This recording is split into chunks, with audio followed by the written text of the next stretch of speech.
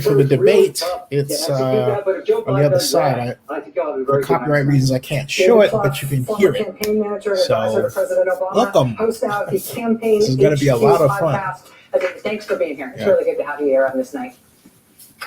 It is now just past 9 o'clock on the East Coast, which means we are about to start. You see Chris Wallace there taking his seat. He will be the sole moderator tonight. There will be 3 presidential debates in total. Each one will have a solo moderator. Oh, I have my live stream set up here. Herschel be sitting there on the sort of Trump side of the campaign manager. So, President Obama. Welcome. This is going to be a lot of fun. Thanks for being here. It's really good to have you here on this night. We don't know very much. It is now just past 9 o'clock. We don't know very much about who is in the room. There would usually be like 900 or 1,000 people in a room like this for this debate. Because of COVID, there's, we believe, less than 100. The campaigns don't appear to have sort of pulled any stunts or anything with anybody who they've got there on site. But you can see that the family members and advisors are quite close to the stage. Yeah, and you've got, I mean, just we're looking at some of who Trump don't invited. He's got a widow here, and who was, I guess, maybe a part of his immigration message. He's got people who spoke at the RNC, at the Republican National Convention. As does Biden. He has somebody who spoke at the DNC. Exactly. Yeah. And I think one of the women who spoke, we actually talked to here as well, whose dad died of COVID. And she said his only pre-existing condition was listening to Donald Trump. So there are people there. It's a question of whether they can refer to them. And I'm curious as to see if they work them in somehow. It'll be interesting. I mean, so many people have advised Biden, and I think advised Trump maybe even a little, that part of the key tonight might be humor.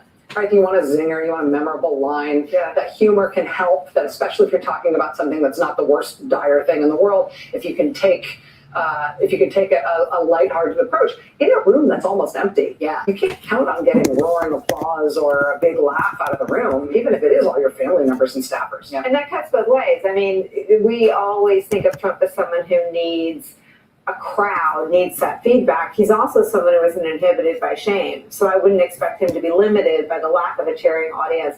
I think for Biden, he's someone who has done more remote campaigning and remote communicating over the last 6 months. This may be more comfortable, but I think as Joy said, in some ways, these are 2 men running their own races, but what happens when they come together is still anybody's guess. Yeah, and Donald Trump is used to being very highly produced. Correct. Because remember, he hired Sean Hannity's former executive producer to sort of produce the White House for him. He's had Mark Burnett to be, produce his persona. Correct. So he's out there kind of on a wire on his own now. He's got to really be an unproduced character who's been stripped of the veneer of actually being the Donald Trump most Americans know. He's sort of out there naked in a sense. People now know he's not as rich, know he's not successful, and they know it wasn't real. So now we don't know that they told him any of those things. Good. Never stay naked again. I'm just like, sorry. Now I need to bleach my brain. My God. I am simple, but I've got a few rules. This will be 90 minutes. There will be no commercials. There will be no opening statements. There will be no breaks, although there will be 6 distinct sections of about 15 minutes each. It will start the first question going to President Trump. That was prearranged by the campaigns. Our moderator will be Chris Wallace from Fox News Sunday. The debate should begin now. The candidates should be taking their places at the podiums. Let's go to it live. Okay, here goes. What's going to happen here?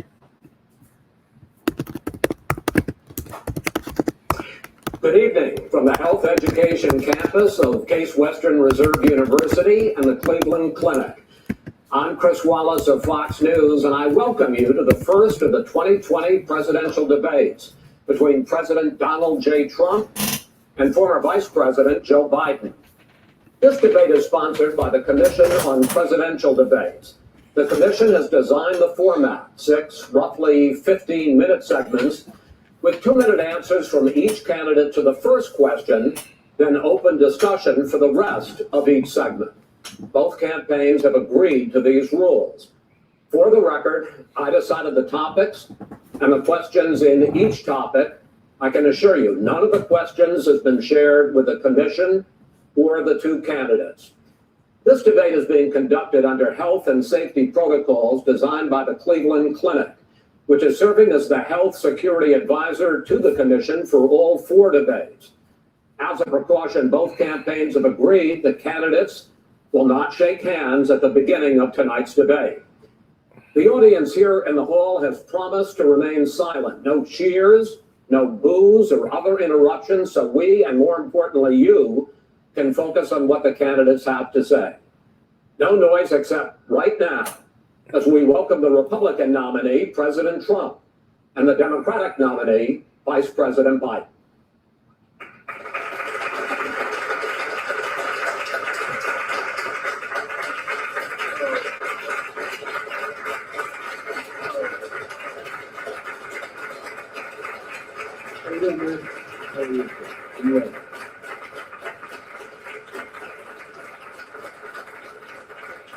Gentlemen, a lot of people have been waiting for this night, so let's get going. Our first subject is the Supreme Court.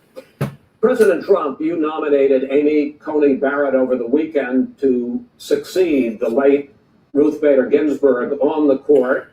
You say the Constitution is clear about your obligation and the Senate's to consider a nominee to the court.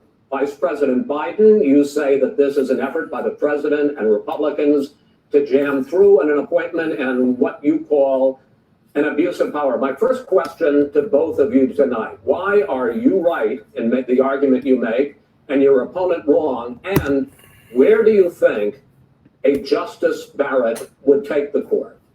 President Trump, in this first segment, you go first, 2 minutes. Thank you very much, Chris. I will tell you very simply, we won the election. Elections have consequences. We have the Senate, we have the White House, and we have a phenomenal nominee, respected by all, top academic, good in every way, In fact, some of her biggest endorsers are very liberal people from Notre Dame and other places. So I think she's going to be fantastic. We have plenty of time, even if we did it after the election itself. I have a lot of time after the election, as you know.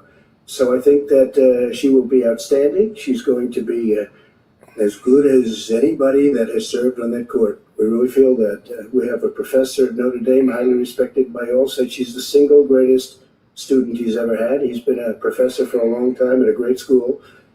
And we won the election, and therefore we have the right to choose her. And very few people knowingly would say otherwise. And by the way, the Democrats, they wouldn't even think about not doing it. If they had, the only difference is they try and do it faster. There's no way they would give it up. They had Merrick Garland, but the problem is they didn't have the election, so they were stopped. And probably that would happen in reverse also, definitely would happen in reverse. So we won the election, and we have the right to do it, Chris. President Trump, thank you. Same question to you, Vice President Biden. You have 2 minutes. Well, first of all, thank you for doing this. Looking forward to this, Mr. President. The American people have a right to have a say in who the Supreme Court nominee is. And that say occurs when they vote for a United States senators and when they vote for the President of the United States. They're not going to get that chance now because we're in the middle of an election already. The election has already started. Tens of thousands of people have already voted. And so the thing that should happen is we should wait. We should wait and see what the outcome of this election is. Because that's the only way the American people get to express their view is by who they elect as president and who they elect as vice president. Now, what's at stake here is the president's made it clear he wants to get rid of the Affordable Care Act. He's been running on that, he ran on that, and he has been governing on that. He's in the Supreme Court right now trying to get rid of the Affordable Care Act, which will strip 20 million people from having insurance, health insurance now, if it goes in the court. And the justice, and I'm not opposed to the justice, she seems like a very fine person. But she's written before she went on the bench, which is her right, that she thinks that the Affordable Care Act is not constitutional. The other thing that's on the court, and if it's struck down, what happens? Women's rights have fundamentally changed. Once again, a woman could be held pay more money because she has a pre-existing condition of pregnancy. They were able to charge a woman more for the same exact procedure a man gets. And that ended when we, in fact, passed the Affordable Care Act. And there's 100 million people who have pre-existing conditions, and they'll be taken away as well. Those pre-existing conditions, the insurance companies are going to love this. And so it's just not appropriate to do this before this election. If he wins the election and the Senate is Democrat or Republican, then he goes forward. If not, we should wait until February. There aren't 100 million people with pre-existing conditions. As far as the say is concerned, the people already had their say. Okay, Justice Ginsburg said very powerfully, very strongly, at some point, 10 years ago or so, she said a president and the Senate is elected for a period of time, but a president's elected for 4 years. We're not elected for 3 years. I'm not elected for 3 years. So we have the Senate, we have a president. He's elected to the next During election. that period of time, we have an opening. I'm not elected for 3 years. I'm elected for 4 years. The And the 100 election's already million people, Joe, the 100 million people is totally wrong. I don't know where you got that number. The bigger problem that you have is that you're going to extinguish 180 million people with their private health care that they're very That's happy simply with. not true. Well, you said you're going to socialist. You're going to socialist. We're now into, gentlemen, we're now into open discussion. Open discussion. Open discussion. Yes, I agree. Go ahead, Vice President. Number one, he knows that what I proposed. What I proposed is that we expand Obamacare and we increase it. We do not wipe any. And one of the big debates we had with 23 of my colleagues trying to win the nomination that I won were saying that Biden wanted to allow people to have private insurance still. They can. They do. They will under my proposal. Not what you said, and it's not what your party has said. That is simply Your party a lie. doesn't say. Your party wants to go socialist My medicine party is and me. socialist Right healthcare. now, I am And the they're going to Democratic dominate Party. you, Joe. You know that. I am the Democratic Party right now. The platform of the Not according Democratic to Party Harris. is what I, in fact, approved of. What I approved of. Now, here's the deal. The deal is that it's going to wipe out pre-existing conditions. And by the way, the 200,000 people that have died on his watch, how many of those have survived? Well, there's 7 million people that contracted COVID. What does it mean for them going forward if you strike down the Affordable Care Act? Joe, you've had 308,000 military people dying because you couldn't provide them proper health care in the military. So don't tell me I'm about happy this. to talk about. And if you were here, it Look, here's wouldn't the be deal. 200, it would be 2 million people because you were very late on the draw. You Late didn't on want me the to draw. ban China, which was heavily infected. You didn't want me to ban All right, gentlemen, which was heavily Mr. President. You would have been Mr. much President, later, Joe. Mr. President, Much later. Mr. You're President, talking about 2 million people. Mr. President, as a moderator, we are going to talk about COVID in the next segment, but go ahead. Let me finish. The point is that the president also is opposed to Roe v. Wade. That's on the ballot as well in the court. And so that's also at stake right now. And so the election is all. You don't know it's on the ballot. Why is it on the ballot? Because Why is it you on the ballot? It's said not on the ballot. it's on the So ballot. that's in the where court. the It's not moderator in the needs to court. come Well, in. there's nothing happening No, he's not there. going to do that, though. Donald, we And can you get- don't know. He's gonna let him her fight it view out. On Roe v. Wade. I You don't don't know her know. view. Well, all right, let's talk.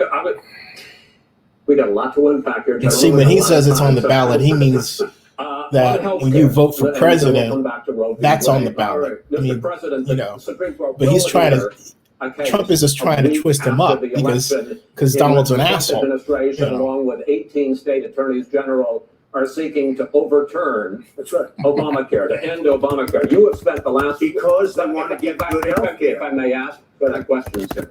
Good health care. Over the last 4 years, you have promised to repeal and replace Obamacare, but you have never in these 4 years come up with a plan, a comprehensive plan Yes, I to have. replace Obamacare. Of course I have.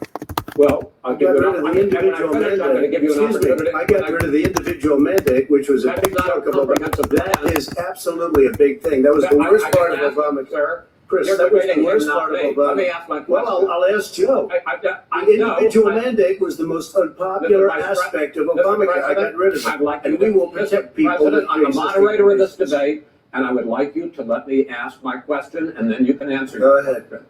You, in the course of these 4 years, have never come up with a comprehensive plan to replace Obamacare, and just this last Thursday, you signed a largely symbolic executive order to protect people with pre-existing conditions 5 days before this debate. So my question, sir, is what is the Trump healthcare plan? Well, Yeah, because there is no Trump healthcare plan. That's okay. I'm not surprised. Let me just tell you something. He's moderator now. I'm cutting drug prices. I'm going with favored nations, which no president has the courage to do because you're going against big pharma.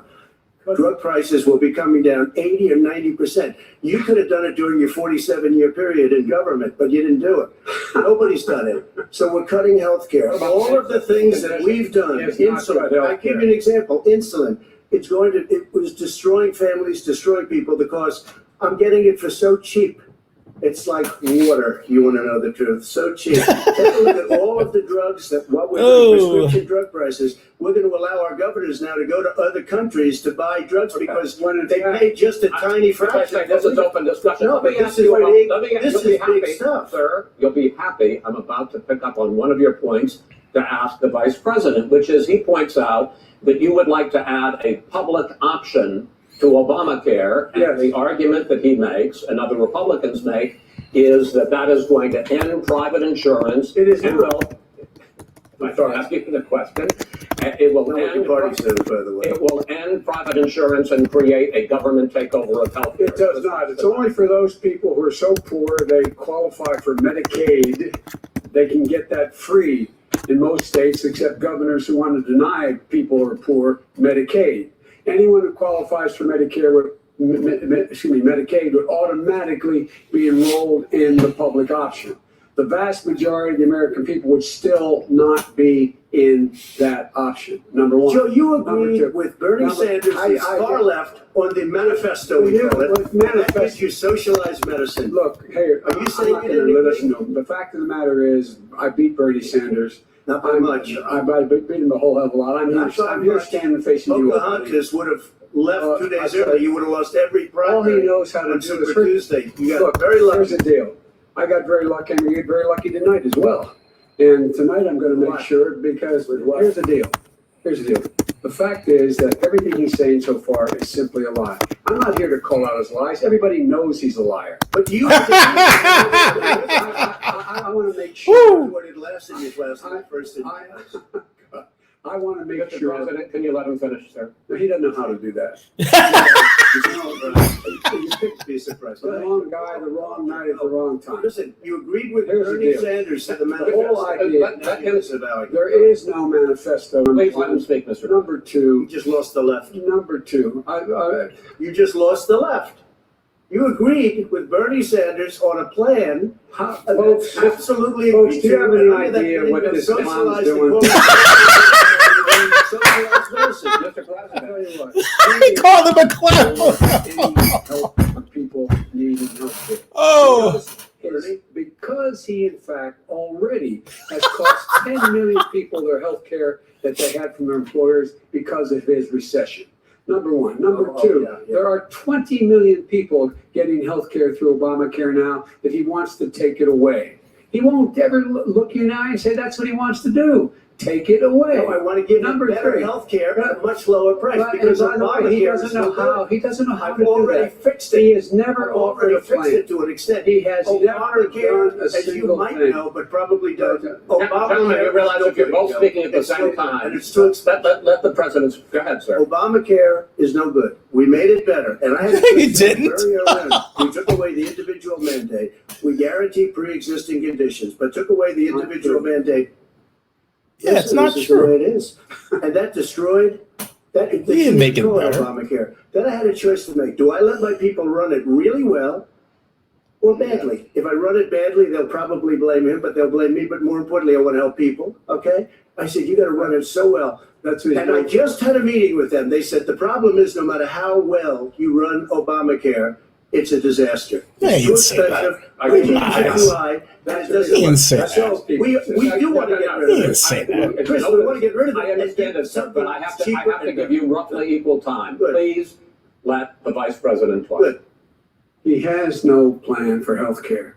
He sends out wishful thinking. He has executive orders that have no power. He hasn't lowered drug costs for anybody. He's been promising a health care plan since he got elected. He has none, like almost everything else he talks about. He does not have a plan. He doesn't have a plan. It's the first time in history I've seen a president taken down like this. One final question to you, Mr. Vice President. If Senate Republicans, we were talking originally about the Supreme Court here. If Senate Republicans go ahead and confirm Justice Barrett, there has been talk about ending the filibuster or even packing the court, adding to the 9 justices there. You call this a distraction by the president, but in fact, it wasn't brought up by the president. It was brought up by some of your Democratic colleagues in the Congress. So my question to you is, you have refused in the past to talk about it. Are you willing to tell the American people tonight whether or not you will support either ending the filibuster or packing the court? Whatever position I take on that, that'll become the issue. The issue is the American people should speak. You should go out and vote. You're in voting now. Vote and let your senators know how strongly you feel. Vote now. You're going to pack the Make court? sure you, in fact, let people know He doesn't want you're to answer the senators. question. I'm not going to answer the question. Why wouldn't you answer that because question? the question is, the question is, Justice, the radical question- left. will you shut up, man? Who's on your right? Shut up, man. Pack the court. We have ended, I'm not going to give a we list. have ended this segment. We're going to move on to the second segment. Shut up, man. Keep yapping, man. The people understand. Keep that. yapping, man. 47 years, you've done nothing. They understand. All right. The second subject is COVID-19. It's an awfully serious subject, so Keep let's yapping, try to be man. serious about it. We have had more than 7 million cases of coronavirus in the United States, and more than 200,000 people have died. Even after we produce a vaccine, experts say that it could be months or even years before we come back to anything approaching normal. My question for both of you is, based on what you have said and done so far and what you have said you would do starting in 2021, why should the American people trust you more than your opponent to deal with this public health crisis going forward? In this case, the question goes to you first, sir. 2 minutes uninterrupted. Good luck. 200,000 dead. As you said, over 7 million infected in the United States. We, in fact, have 4% of the world's population, 20% of the deaths. 40,000 people a day are contracting COVID. In addition to that, about between 750 and 1,000 people a day are dying. When he was presented with that number, he said, it is what it is. Well, it is what it is because you are who you are. That's why it is. The president has no plan. He hasn't laid out anything. He knew all the way back in February how serious this crisis was. He knew it was a deadly disease. What did he do? He's on tape as acknowledging he knew it. He said he didn't tell us or give people a warning of it because he didn't want to panic the American people. You don't panic. He panicked. In addition to that, what did he do? He went in and we were insisting that the Chinese, the people we had on the ground in China should be able to go to Wuhan and determine for themselves how dangerous this was. He did not even ask Xi to do that. He told us what a great job Xi was doing. He said we owe him a debt of gratitude for being so transparent with us. And what did he do then? He then did nothing. He waited and waited and waited. He still doesn't have a plan. Well, I laid out Sir, back in this March So- exactly so- what we should be doing. And I laid out again in July what we should be doing. We should be providing all the protective gear possible. We should be providing the money the House has passed in order to be able to go out and get people the help they need to keep their businesses open schools. It costs a lot of money. You should get out of your bunker and get out of the sand trap and get in your golf course and go in the Oval Office and bring together the Democrats and Republicans and fund what needs to be done now to save lives. So if we would have listened to You you, have 2 minutes, sir.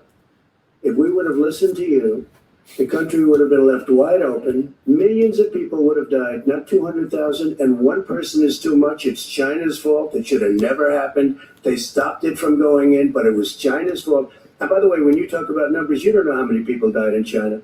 You don't know how many people died in Russia. You don't know how many people died in India. They don't exactly give you a straight count, just so you understand. But if you look at what we've done, I closed it and you said he's xenophobic. He's a racist and he's xenophobic. because you didn't think we should have closed our country. Wait a minute. It says 2 minutes. You didn't think we should have closed our country because you thought it was terrible. You wouldn't have closed it for another 2 months. By my doing it early, in fact, Dr. Fauci said, President Trump saved thousands of lives. Many of your Democrat governors said, President Trump did a phenomenal job. We worked with the governor. Oh, really? Go take a look. The governors said I did a phenomenal job. Most of them said that. In fact, people that would not be necessarily on my side said that. You're right. President Trump did a phenomenal job. lying. We did. We got the gowns. We got the masks. We made the ventilators. You wouldn't have made ventilators. And now we're weeks away from a vaccine.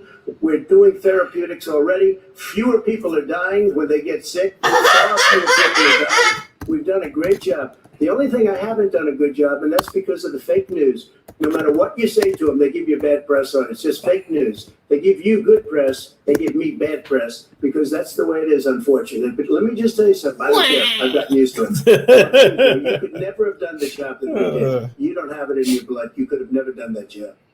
I know how to do the job. I know how to get the job. Well, you didn't do very well in swine flu. H1N1, you were a disaster. Your own chief of staff said you were a disaster. 14,000 people died, not 200,000. There was no economic recession. You made a There was no recession. You made a point. Let And him answer. there was we didn't shut down the economy. This is his economy he's shut down. The reason it's shut down is because, look, you folks at home, how many of you got up this morning and had an empty chair at the kitchen table because someone died of COVID?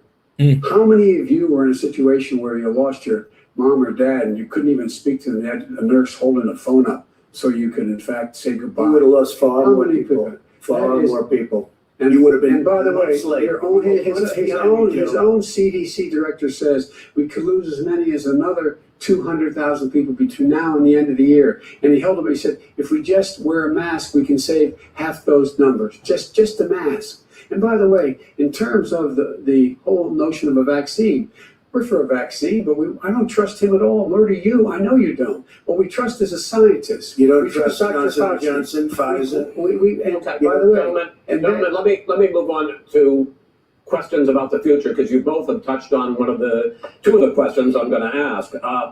Focusing on the future first, President Trump, you have repeatedly either contradicted or been at odds with some of your government's own top scientists. The week before last, the head of the Centers for Disease Control, Dr. Redfield, said it would be summer before the vaccine would become generally available to the public. You said that he was confused and mistaken. Those were your two words. Yeah. But Dr. Slaoui, the head of your Operation Warp Speed, has said exactly the same thing. Are they both wrong? Well, I've spoken to the companies and we can have it a lot sooner. It's a very political thing because people like this would rather make it political than save lives.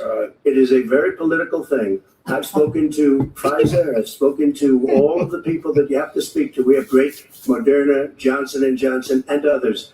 They can go faster than that by a lot. Become very political because the left, or I don't know if I call So them you're left, I don't know suggesting what I that the call them. head of your Operation Warp Speed, Dr. Slaoui, I disagree with him. No, I disagree with both of them. And he didn't say that. He said it could be there, but it could also be much sooner. I had him in my office 2 days ago. He talked about the summer, sir, before it's generally available. Just like He said Dr. it's a Redfield. possibility that we'll have the answer before November 1st. It could also be When after it's that. generally available. Well, we're going to deliver it right away. We have the military all set up logistically. They're all set up. We have our military that delivers soldiers, and they can do 200,000 a He's day. arguing with the They're going to commentator deliver now. The same man. It's who all told set you up. By Easter, this would be gone away. By the warm weather, it'd be gone. Miraculous, like a miracle.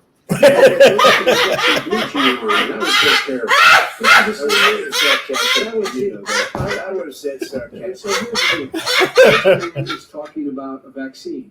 Every serious company is talking about maybe having a vaccine done by the end of the year. But the distribution of that vaccine will not occur until sometime beginning or the middle of next year to get it out, if we get the vaccine. And pray God we will. Pray God we Mr. will. Vice President, I want to pick up You'll have the vaccine sooner I want to than pick up on this question, though. You say the public can trust the scientists, but they can't trust President Trump. In fact, you said that again tonight. Your running mate, Senator Harris, goes further, saying that public health experts, quote, will be muzzled, will be suppressed. given the fact that polls already show that people are concerned about the vaccine and are reluctant to take it, are you and your running mate, Senator Harris, contributing to that fear? No more than the question you just asked him. You pointed out he puts pressure and disagrees with his own scientists. But you're saying Everybody you can't, knows. Senator Harris is saying you can't trust the scientists. No, you can trust the scientists. She didn't say that. You can't trust. She said the public health Did say experts, that. quote, will be muzzled, will Yes. be suppressed. Well, yeah, that's what he's going to try to do. But there's millions of scientists. There's thousands of scientists out there, like here at this great hospital, that don't work for him. Their job doesn't depend on him. That's not. They're the people. And by the way, to the scientists that are in charge, By the way, they will have the vaccine very soon. But do you believe for a moment what he's telling you in light of all the lies he's told you about the whole issue relating to COVID? He still hasn't even acknowledged that he knew this was happening, knew how dangerous it was going to be back in February, and he didn't even tell you. He's on record as saying it. He panicked or he just looked at the stock market. One of the two, because guess what? A lot of people die, and a lot more are going to die unless he gets a lot smarter, a lot quicker. So, Mr. President? Did you use the word smart? So you said you went to Delaware State, but you forgot the name of your college. You didn't go to Delaware State. You graduated either the lowest or almost the lowest in your class. Don't ever use seriously? the word smart with me. Don't ever use that Seriously? word. Oh, give me a break. Because you know what? There's nothing smart about you, Joe. 47 years you've done Well, let's nothing. have this debate. And if you would have had, let me just tell you something, Joe. No, If you would have had the charge of what I was put through, I had to close the greatest economy in the history of our country. And by the way, now it's being built again. Stay here. The economy in the next segment, sir. Okay. It's going up fast. Okay. Look forward to it. When it comes to how the virus has been handled so far, the two of you have taken very different approaches, and this is going to affect how the virus is handled going forward by whichever of you ends up becoming the next president. I want to quickly go through several of those. Reopenings. Vice President Biden, you have been much more reluctant than President Trump about reopening the economy and schools. Why, sir? Because he doesn't have a plan. If I were running, I know what the plan is. You've got to provide these businesses the ability to have the money to be able to reopen with the PPE as well as with the sanitation they need. You have to Tell provide that to them Nancy plastic. Pelosi. Well, he's just shush for a minute. Tell it to Nancy You know, Pelosi. and Schumer, by the Brian way, Chuck. Nancy Pelosi and Schumer, they have a plan. He won't even meet with them. The Republicans won't meet with the Senate. He sits at his golf course and, well, I mean, literally, think about it. You probably play more than I do, Joe. What about this question Yeah, of he did. reopenings and the fact? Well, he wants to shut down this country, Oh. and I want to keep it open. And we did a great thing by shutting it down. Wait a minute, Joe. Let me shut you down for a second, Joe, just for 1 second. We want him. He wants to shut down the country. We just went through it. We had to because we didn't know anything about the disease. Now we found that elderly people with heart problems and diabetes and different problems are very, very vulnerable. We learned a lot. Young children aren't. Even younger people aren't. We've learned a lot. But he wants to shut it down. More people will be hurt by continuing. If you look at Pennsylvania, if you look at certain states that have been shut down, they have Democrat governors all. One of the reasons they shut down is because they want to keep it shut down until after the election on November 3rd. Because it's a political. But those states are not doing well that are shut down right now. President Trump, you have begun to increasingly question the effectiveness of masks as a disease preventer. And in fact, recently you have cited the issue of waiters touching their masks and touching plates. Are you questioning No, I think the the masks are efficacy of okay. You have to masks? understand, if you look, I mean, I have a mask right here. I put a mask on it, when I think I need it. Tonight, as an example, everybody's had a test and you've had social distancing and all of the things that you have to, but I wear masks when needed. When needed, I wear masks. Okay, let me ask. I don't wear masks like him. Every time you see him, he's got a mask. He could be speaking 200 feet away from it. He shows up with the biggest mask I've ever seen. I will say Vice President Biden, go ahead, sir. Look, the way to open businesses is give them the wherewithal to be able to open. We provided money, But I was asking you, sir, about masks. Well, masks make a big difference. His own head of the CDC said if we just wore masks between now, everybody wore masks in social distance between now and January, we'd probably save up to 100,000 lives. It matters. And they've also said the opposite. They've also said no serious person said the opposite. no serious. Dr. Fauci said the opposite. I want to ask you, we He got said a very little strongly, minute left in this masks segment. are not good. Then he changed his mind. He said masks good. I'm wanna okay with masks. I I'm want to not ask you fighting both about masks. one last subject, because your different approaches has even affected the way that you have campaigned. President Trump, you're holding large rallies with crowds packed together, thousands of people. Outside, yes, sir, agreed. Vice President Biden, you are holding much smaller events with Because nobody will show up. people with. What's true? Nobody shows up to his rally. All right. In any case, why you holding the big rallies? Why you not? You go first, sir. Because people want to hear what I have to say. I mean, But are you not I do a worried great about job it? as a president, and I'll have 25, 35,000 people show up at airports. We use airports. Are you not worried about We the have a disease lot of issues, people. sir? Well, so far, we have had no problem whatsoever. It's outside. That's a big difference, according to the experts. And we do them outside. We have tremendous crowds, as you see. I mean, and literally on 24 hours notice. And Joe does the circles. When they got died in one of your rallies. By the way, did you see one of the last good rallies he had? And a reporter came up to him to ask him a question. He said, no, stand back. Put on your mask. Put on a mask. Have you been tested? I'm way far away from those other people. And that's what he said. I can't. I'm going to be okay. He's not worried about you. He's not worried about the people out there breathing one another. We've had no negative Did effect. No negative effect. We've had no negative effect. And we've had 35, 40,000 All right, people you wanna- at these rallies. Just Yes. quickly finish up, because I want to move on to our next. Yes, I would. He's been totally irresponsible the way in which he has handled the social distancing and people wearing masks, basically encouraged them not to. All right. And he's a fool on that. If you could get the crowds, you would have done the same thing. But you can't. Nobody cares. Gentlemen, can we move on to the Nobody economy? cares. Gentlemen, can we move on to the economy? Yeah. The economy is, I think it's fair to say, recovering faster than expected from the shutdown Much in the second quarter. The unemployment rate fell to 8.4% last month. The Federal Reserve says the hit to growth, which is going to be there, is not going to be nearly as big as they had expected.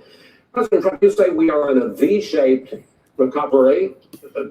Vice President Biden, you say it's more of a K-shape. What difference does that mean to the American people in terms of the economy? President Trump, in this segment, you go first.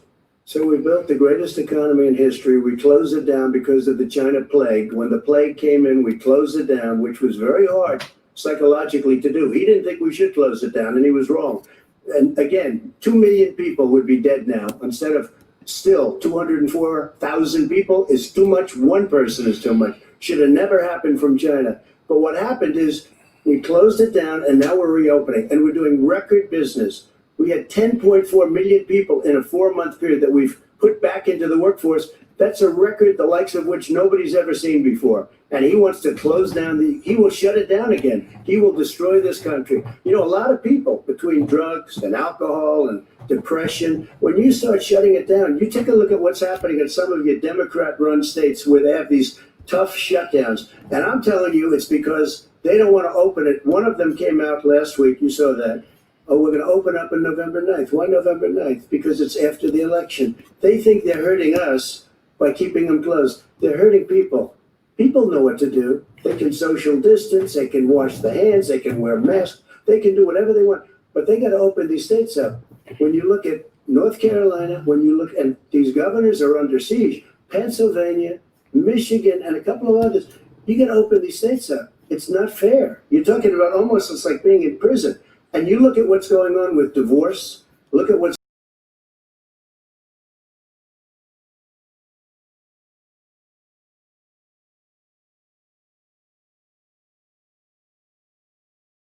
setting records as it does it. We don't need somebody to come in and say, let's shut it down.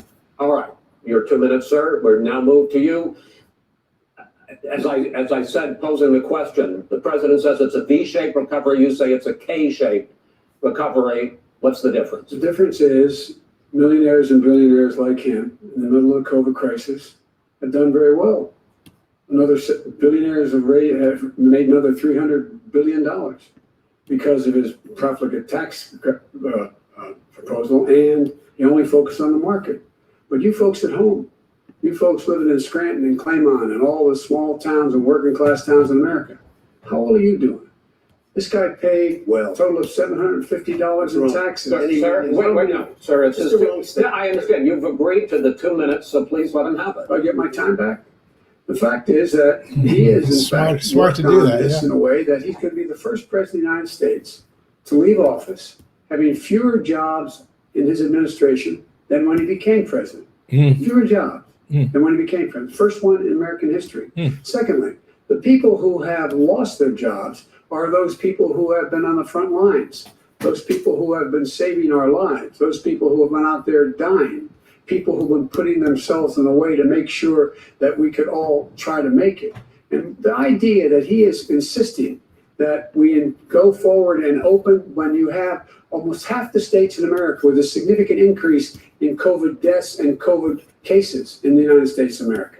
And he wants to open it up more. Why does he want to open it up? Why doesn't he take care of the American? You can't fix the economy until you fix the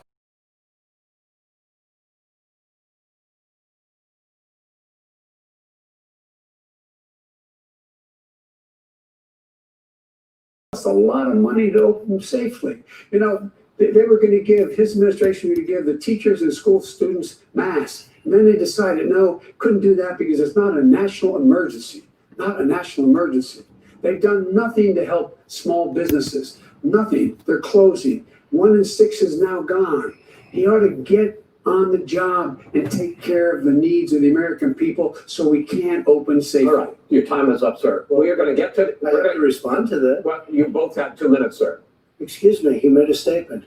So did you. People want their schools open. They don't want to be shut down. They don't want their state shut down. They want their restaurants. I look at New York. It's so sad what's happening in New York. It's almost like a ghost town. And I'm not sure it can ever recover what they've done in New York. People want their places open. They want to get back to their lives. They'll be careful, but they want their schools open. I'm the one that brought back football. By the way, I brought back Big Ten football. It was me, and I'm very happy to do it. And the people of Ohio are very proud of me. And you know how I found out? When it took Gentlemen, we're going to get to your economic plans going forward in a moment. But first, Mr. President, as you well know, there's a new report that in 2016, the year you were elected president, and 2017, your first year as president, that you paid $750 a year in federal income tax each of those years. I know that you pay a lot of other taxes, but I'm asking you the specific question. Hey, Bill. Is it true that Welcome. you paid $750 in federal income taxes each of those 2 years? I paid. I've been watching President since 1976, Zennie, and this is the worst one yet. I'm not even joking. I watched, when I was 9 years old, I watched Bob Dole and Jimmy Carter. You'll see it as soon as it's finished. You'll see it. You know, if you want to do, go to the Board of Elections. There's a 118-page or so report that says everything I have, every bank I have, I'm totally under-leveraged because the assets are extremely good, and I built a I'm asking you a specific question, which is. Let me tell you. I understand all of that. I understand all of that. No, Mr. President, I'm asking you a question. Will you tell us how much you paid in federal income taxes in 2016 and 2017? Millions of dollars. You paid millions of dollars. Millions of dollars. So not millions of dollars, and you'll get to see it. And you'll get to see it. But let me just, Chris, let me just add something that it was the tax laws. I don't want to pay tax. Before I came here. No, you don't. You just did the right thing. Like every other private person, unless they're I don't want to pay tax. I don't want to pay tax.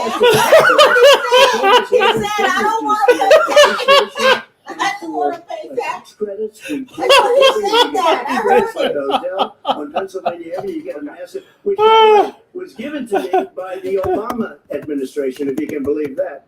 Now, the name No, we don't believe in this. Look, the tax code that made him, put him in a position that he pays less tax than a school teacher on the money a school teacher makes, is because of advantage of the tax code. And he does take advantage of the tax code. That's why I'm going to eliminate the Trump tax cuts. And we're going to eliminate those tax cuts and make sure that we invest in the people who, in fact, need help. People out there need help. But why didn't you do it over the last 25 years? Because you weren't president screwing things up. You were a senator, and You're the worst president America has ever had.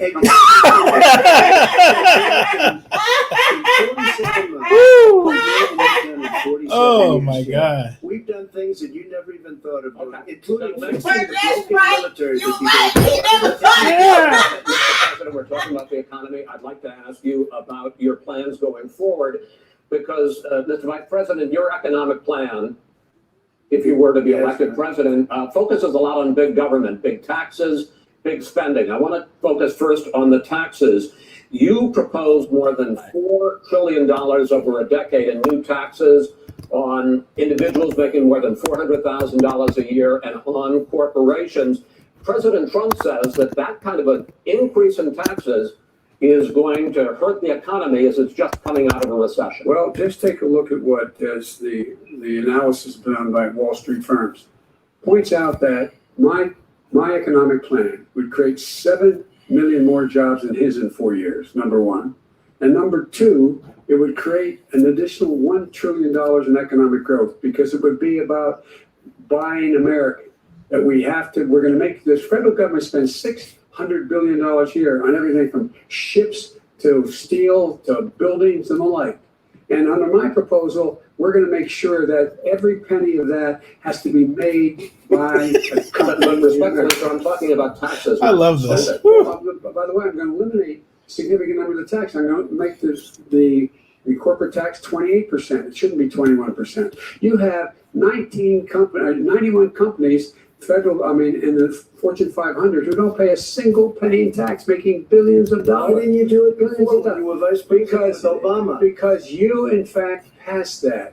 That was Right. your I got tax it. proposal. I got it done, and you know what happened? You got it done. Our economy boomed. And It's never boomed. the economy. Mr.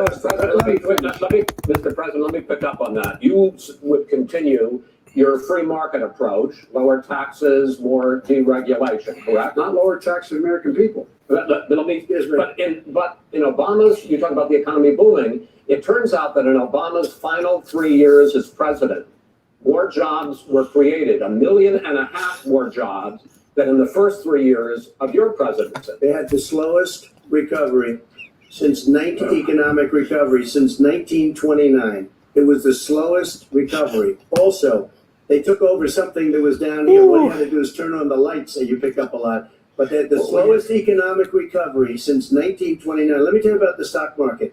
When the stock market goes up, that means jobs. It also means 401ks.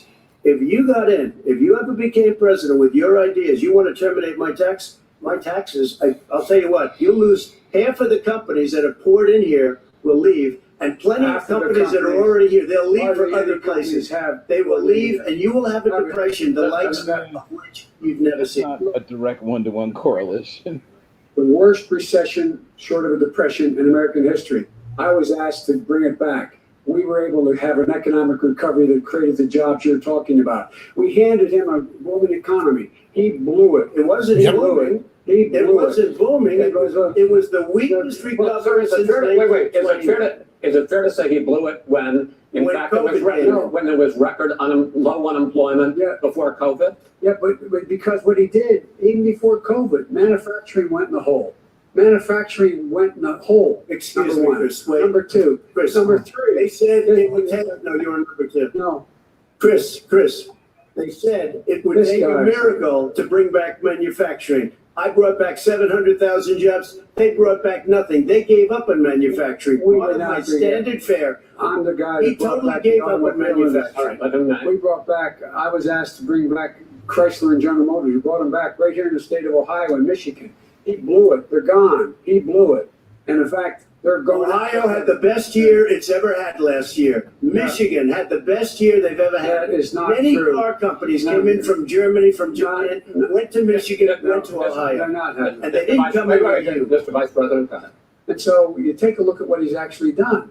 he's done very little. And its trade deals are the same way. He talks about these great trade deals. You know, he talks about the art of the deal. China's perfected the art of the steal. We have a higher deficit with China now than we did before. We have the highest trade deficit China with ate Mexico. your lunch. All right, gentlemen, 18%. China ate your lunch, Joe. And no wonder your son goes in and he takes out billions of dollars, to manage. He makes millions of dollars. And also, while we're at it, why is it, just out of curiosity, the mayor of Moscow's wife gave your son $3.5 million. What did he do to deserve it? What did he do with Burisma to deserve $183,000? That's a question and an answer. None of that is true. Oh, really? But no, Mr. President, It's totally, please. totally ask the question. discredited. Totally discredited. And by the way, Well, wait, he didn't get $3.5 million, Joe? Mr. Vice, He got Mr. $3.5 million. President, that is not true. Oh, really? Mr. Oh, President, But it's an open discussion, please. No, It's a fact. Well, there's you have raised an issue, let the Vice President answer. discredited. Did Burisma make $183,000 a month with no experience in energy? Mr. Look, President, my son did nothing wrong at Burisma. I think he did. Mr. The only guy President, that let him answer. He doesn't want to let me answer because he knows I have the truth. And his position has been totally, thoroughly discredited. By who? And you The media. By everybody. Well, by the By the media, media, by our because they refuse allies, to talk by the about it World because they're Bank, embarrassed. by everyone has discredited. Matter of fact, even Mr. the people who President, testified under oath. So let me ask you this. No, go ahead, Mr. I'm listening to you. You got $3.5 million from Moscow. He testified under oath in his administration, said, I did my job and I did it very well. Oh, really? I did it I don't know who honorably. they are. Well, I'll give you the list of the people who testified. No, go ahead, sir. Sure, you've already fired most of them because they did a good job. Some people don't do Well, a good here's job. Wait a minute, you get the final word, Mr. Well, it's hard to get any word in with this clown. Excuse me, this. And let me just tell you, No, I'm Mr. President. $3.5 Mr. million, President. Joe. That is simply. Why did not he true. deserve $3.5 million from Moscow? Look, here's the deal. We want to talk about families and ethics. I don't want to do that.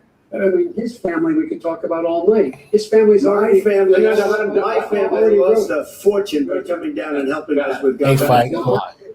Biden wins the night with Will You Shut Up, This is man? not Watch about this. my family or his family. It's about Right your here. family. And the American $3.5 people. million. He doesn't. That's not true. It doesn't want to talk about what you need. You, the American people. It's about you. That's what we're talking about. All right, that's the end of the subject. We're moving on. He didn't take that. Vice President, no. Can I be honest? It's a very important Try to be point. honest. He stood up. No, He stood up. the answer to and the he question is threatened no. Ukraine No, sir. with $1 billion. If you That is You know what, you're absolutely not true. Keep doing it. You're gonna have, Not true. gentlemen, I hate to raise my voice, but it seems to me, why shouldn't I be different than the two of you? We have ended that segment. We're going to go to the next segment. In that segment, you each are going to have 2 uninterrupted moments. In those 2 uninterrupted minutes, Mr. President, you can say anything you want. I'm going to ask a question about race, but if you want to answer about something else, go ahead. But I think that the country would be better served if we allowed both people to speak with fewer interruptions. I'm appealing to you, sir, to do that. Well, and him too. Well, frankly, you've been doing more Oh, interrupting. that's all right, but he does plenty. Well, less than, sir, less than you have. Let's please continue on. The issue of race. Vice President, can you say that President Trump's response to the violence in Charlottesville 3 years ago, when he talked about very fine people on both sides, was what directly led you to launch this run for president? Oh, yeah, sure. President Trump, you have often said that you believe you have done more for Black Americans than any president, with the possible exception of Abraham Lincoln. My question for the two of you is why should voters trust you rather than your opponent to deal with the race issues facing this country over the next 4 years? Vice President Biden, you go first. It's about equity and equality. It's about decency. It's about the Constitution. And we have never walked away from trying to require equity for everyone, equality for the whole of America. But we've never accomplished it. But we've never walked away from it like he has done. it is true. The reason I got in the races with those people, close your eyes. Remember what those people look like coming out of the field carrying torches, their veins bulging, spewing anti-Semitic bile, and accompanied by the Ku Klux Klan. One woman got killed, and they asked the president what he thought. He said there were very fine people on both sides. No president's ever said anything like that. It is this Now, second Sadly, point, lots of presidents have things like that. But Floyd was killed. When Woodrow Wilson loved the Klan. There was a peaceful protest in front of the White House. What did he do? He came out of his bunker, had the military use tear gas on us. You could walk across to a church and hold up a Bible. And then what happened after that? The bishop of that very church said that it was a disgrace. The general who was with him said all he ever wants to do is divide people, not unite people at all. This is a president who has used everything as a dog whistle to try to generate racist hatred, racist division. This is a man who, in fact, you talk about helping African Americans. 1 in 1,000 African Americans has been killed because of the coronavirus. And if he doesn't do something quickly, by the end of the year, 1 in 500 will have been killed. 1 in 500 African Americans. This man is the savior of African Americans. This man cares at all. This man's done virtually nothing. Look, the fact is that you have to look at what he talks about. You have to look at what he did. And what he did has been disastrous for the African American community. So, President Trump, you have 2 minutes. Why should Americans trust you over your opponent to deal with He did racism? a crime bill, 1994, where you call them super predators, African Americans, the super predators, and they've never forgotten it. They've never forgotten it, Joe. No, sir, it's his 2 minutes. So you did that, and they called you a super predator, and I'm letting people out of jail now that you have treated the African American population community, you have treated the black community about as bad as anybody in this country. You did the and that's why, if you look at the polls, I'm doing better than any Republican has done in a long time, because they saw what you, Not saying you much. called them super predators, and you've called them worse than that. Because you look back at your testimony over the years, you've called them a lot worse than that. As far as the church is concerned, and as far as the generals are concerned, we just got the support of 250 military leaders and generals, total support. Law enforcement, almost every law enforcement group in the United States. I have Florida, I have Texas, I have Ohio, I have Portland. The sheriff just came out today and he said, I support President Trump. I don't think you have any law enforcement. You can't even say the word law enforcement, because if you say those words, you're going to lose all of your radical left supporters. And why aren't you saying those words, Joe? Why don't you say the words law enforcement? Because you know what? If they called us in Portland, He we would literally cannot stay on the subject to save his life. do it, because they're run by radical left Democrats. If you look at Chicago, if you look at any place you want to look, Seattle, they heard we were coming in the following day and they put up their hands and we got back Seattle. Minneapolis, we got it back, Joe, because we believe in law and order, but you don't. The top 10 cities and just about the top 40 cities are run by Democrats and in many cases radical left. And they've got you wrapped around their finger, Joe, to a point where you don't want to say anything about law and order. And I'll tell you what, the people of this country want and demand law and order, and you're afraid to even say it. All right. I want to return to the question of race. Vice President Biden, after the grand jury in the Breonna Taylor case decided not to charge any of the police with homicide, you said it raises the question, quote, whether just So which is it? Is he the guy who signed the crime bill? that there is a separate but unequal system of justice for blacks in this country? Yes, there's systemic injustice in this country, in education and work and in law enforcement and the way in which it's enforced. But look, the vast majority of police officers are good, decent, honorable men and women. They risk their lives every day to take care of us. But there are some bad apples. And when they occur, when they find them, they have to be sorted out. They have to be held accountable. They have to be held accountable. And what I'm going to do as President of the United States is call together an entire group of people at the White House, well, everything from the civil rights group, to the police officers, to the police chiefs, and we're going to work this out. We're going to work this out so we change the way in which we have more transparency in when these things happen. These cops aren't happy to see what happened to George Floyd. These kind of cops aren't happy to see what happened to Breonna Taylor. Most don't like it. But we have to have a system where people are held accountable. And by the way, violence in response is never appropriate. Never appropriate. Peaceful protest is. Violence is never appropriate. Right. What is peaceful protest? When they run through the middle of the town and burn down your stores and kill people all over the place? That and you is say not peaceful peaceful. protest? President No, Trump, it's I'm not not, but asking- you say it is. President Trump, I'd like to continue with the Yes, issue of go ahead, race. I please. promise we're going to get to the issue of law and order in a moment. This month, your administration He engineered those directed federal protests. Sorry. agencies to end racial sensitivity training that addresses white privilege or critical race theory. Why did you decide to do that, to end racial sensitivity training? And do you believe that there is systemic racism in this country, sir? I ended it because it's racist. That's what I just said, ended right, it which because is a it? lot of people were complaining, asked to do things that were absolutely insane, that it was a radical revolution that was taking place in our military, in our schools, all over the place, and you know it, and so does everybody What else. is radical? And he would know. What is Oh, it's radical totally about racist. racial sensitivity training? If you were a certain person, you had no status in life. It was sort of a reversal. And if you look at the people, we would pay people hundreds of thousands of dollars to teach very bad ideas and frankly very sick ideas. And really, they were teaching people to hate our country. And I'm not going to do that. I'm not going to allow that to happen. We have to go back to the core values of this country. They were teaching people that our country is a horrible place, it's a racist place, and they were teaching people to hate our country. And I'm not going to allow that to happen. Vice President Biden? Nobody's doing that. He's Oh, you- racist. You just don't. Here's the deal. I know a lot more about You this. don't. than you. Define critical race theory.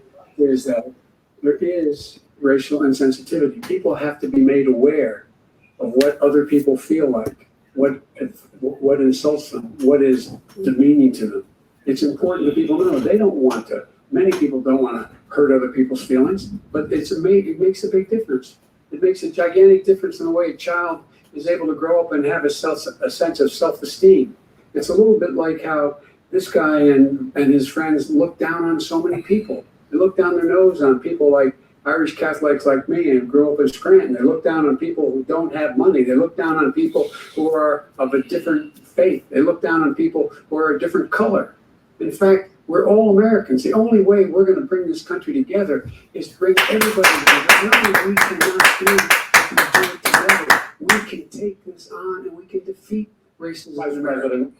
President Trump, sir. He called he called Trump vice president. There was tremendous division. There was hatred. You look at Ferguson. You go to many places. Look at Oakland. Look what happened in Oakland. Look what happened. Oh, he did Oakland again. Leave Oakland, my city, alone. Than what I'm even seeing now. But the reason is that the Democrats that run these cities don't want to talk like you about law and order. You still haven't mentioned. Are you in favor of law and order? I'm in favor of law. You follow. Are you in favor of law and order? Go ahead, say it. You ask a question, let him finish. Law and order. Let him. Law and order with justice, where people get treated fairly. And the fact of the matter is, violent crime went down 17%, 15% in our administration. It's gone up on his watch. Much more. He has. All right, we're down. Mr. President, you're going to Mr. President, Every record in the book. Mr. President, you're going to be very happy because we're now going to talk about law and order. We had trouble with Democratic-run cities. That's exactly my question. There has been a dramatic increase in homicides in America this summer particularly, and you often blame that on Democratic mayors and Democratic governors, but in fact there have been equivalent spikes in Republican-led cities like Tulsa and Fort Worth. So the question is this really a party issue? I think it's a party issue. You can bring in a couple of examples, but if you look at Chicago, what's going on in Chicago, where 53 people were shot and 8 died shot. If you look at New York, where it's going up like nobody's ever seen Thank it. you. Numbers are going up 100, 150, 200%. Crime. It is crazy what's going on. And he doesn't want to say law and order because he can't, because he'll lose his way. And once he does that, it's over with. But if he ever got to run this country and they ran it the way he would want to run it, our suburbs would be gone. By the way, our suburbs That's just. Problems like He would go a suburb unless he took a wrong turn. Oh, I know. In the suburbs.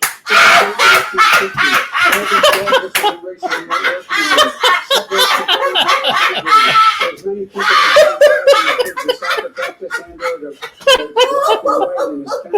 as there have been any time in the past.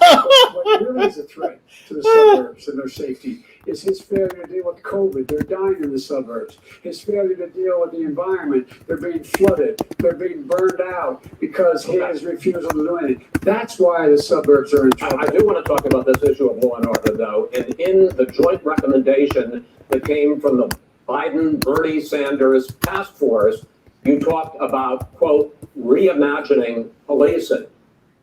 First of all, what does reimagining policing mean, and do you support? It means Let me, if I might finish the question. What does reimagining policing mean, and do you support the Black Lives Matter call for community control of policing?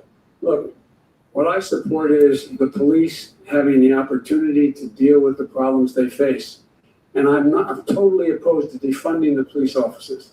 As a matter of fact, local police, the only one defunding it, his budget calls for a $400 million cut in local law enforcement assistance. They need more assistance. They need, when they show up for a 9/11 call, to have someone with them as a psychologist or psychiatrist to keep them from having to use force and be able to talk people down. We have to have community policing like we had before, where the officers get to know the people in the communities. That's when crime went down. It didn't go up, it went down. And so we have to be engaged. That's not what they're talking about, Chris. That's not what they're talking about. He's talking about defunding the police. That is not true. He doesn't have any law. He has no law enforcement. That's not true. Almost nothing. Look, O'Reilly, who do you have? Name one group that supports you. Name one group that came out and supported you. He's got a number of this. We have time. We don't have time to do anything. All right. Name one law enforcement group that came out and I think, supported gentlemen, you. I think I'm going to take back the There moderator's are. I don't role, think there are any. and I want to get to another subject, which is the issue of protests in many cities that have turned violent. In Portland, Oregon, especially, we had more than 100 straight days of protests, which I think you would agree. You talk about peaceful protests. Many of those turned into riots. Mr. Vice President, you say that people who commit crimes should be held accountable. The question I have, though, is as the Democratic nominee, and earlier tonight you said that you are the Democratic Party right now, have you ever called the Democratic mayor of Portland or the Democratic governor of Oregon and said, hey, you got to stop this, bring in the National Guard, do whatever it takes, but you stop the days and months of violence in Portland? I don't hold public office now. I am a former vice president. I've made it clear in my public statements that the violence should be prosecuted. It should be prosecuted. And anyone who commits it But should you've be never called for the people, that's the leader, excuse me, sir. You have never called for the leaders in Portland and in Oregon to call us, bring in the National Guard and knock off 100 days of riots. They can, in fact, take care of it if you just stay out of the way. Look here. Oh, really? Here. Oh, really? Here's But I sent in the U.S. Marshal to get the killer of a young man in the middle of the street, and they shot him. For 3 days, President Trump, Portland didn't do anything. I had to send in the U.S. Marshal to President take Trump. care of business. Go ahead, sir. And by the way, his own former spokesperson said, riots and chaos and violence help his cause. That's what this is all I about. don't know who said that. I do. Who? I think Kelly Conway. I don't think she said that. She said that. And so here's the point. The Go point is that's what he just keeps trying to rile everything up. He doesn't want to calm things down. Instead of going in and talking to people and saying, let's get everybody together, figure out how to deal with this. What's he do? He just pours gasoline in the fire constantly, And- every single solitary Okay, point. and to end this, button up this segment, I'm going to give you a minute to answer, sir. You have repeatedly I criticized. have to answer his No, you have no, you've been talking. You made a statement. I'm asking you. I would love to know, end it. sir. I would love to end it. If you want to switch seats, we could Very quickly. We could do that, but I'm. Send in the National Guard, it would be over, there'd be no problem. Okay. But they don't want to accept the National Guard. You have repeatedly criticized the vice president for not specifically calling out Antifa and other left-wing That's right. extremist groups. But are you willing tonight to condemn white supremacists and militia groups and to say that they need to stand down and not add to the violence in a number of these cities, as we saw in Kenosha and as we've seen in Portland? Are you prepared to specifically do it? I would say almost everything I see is from the left wing, not from the right So wing. what are you saying? I'm willing to do anything. I want to see Well, peace. then do it, sir. Say it. Do it. Say it. You want to call them? What do you want to call them? Give me a name. Give me a White name. supremacists and What would you like me to condemn? white supremacists and right Proud Boys, stand back and stand by. But I'll tell you what.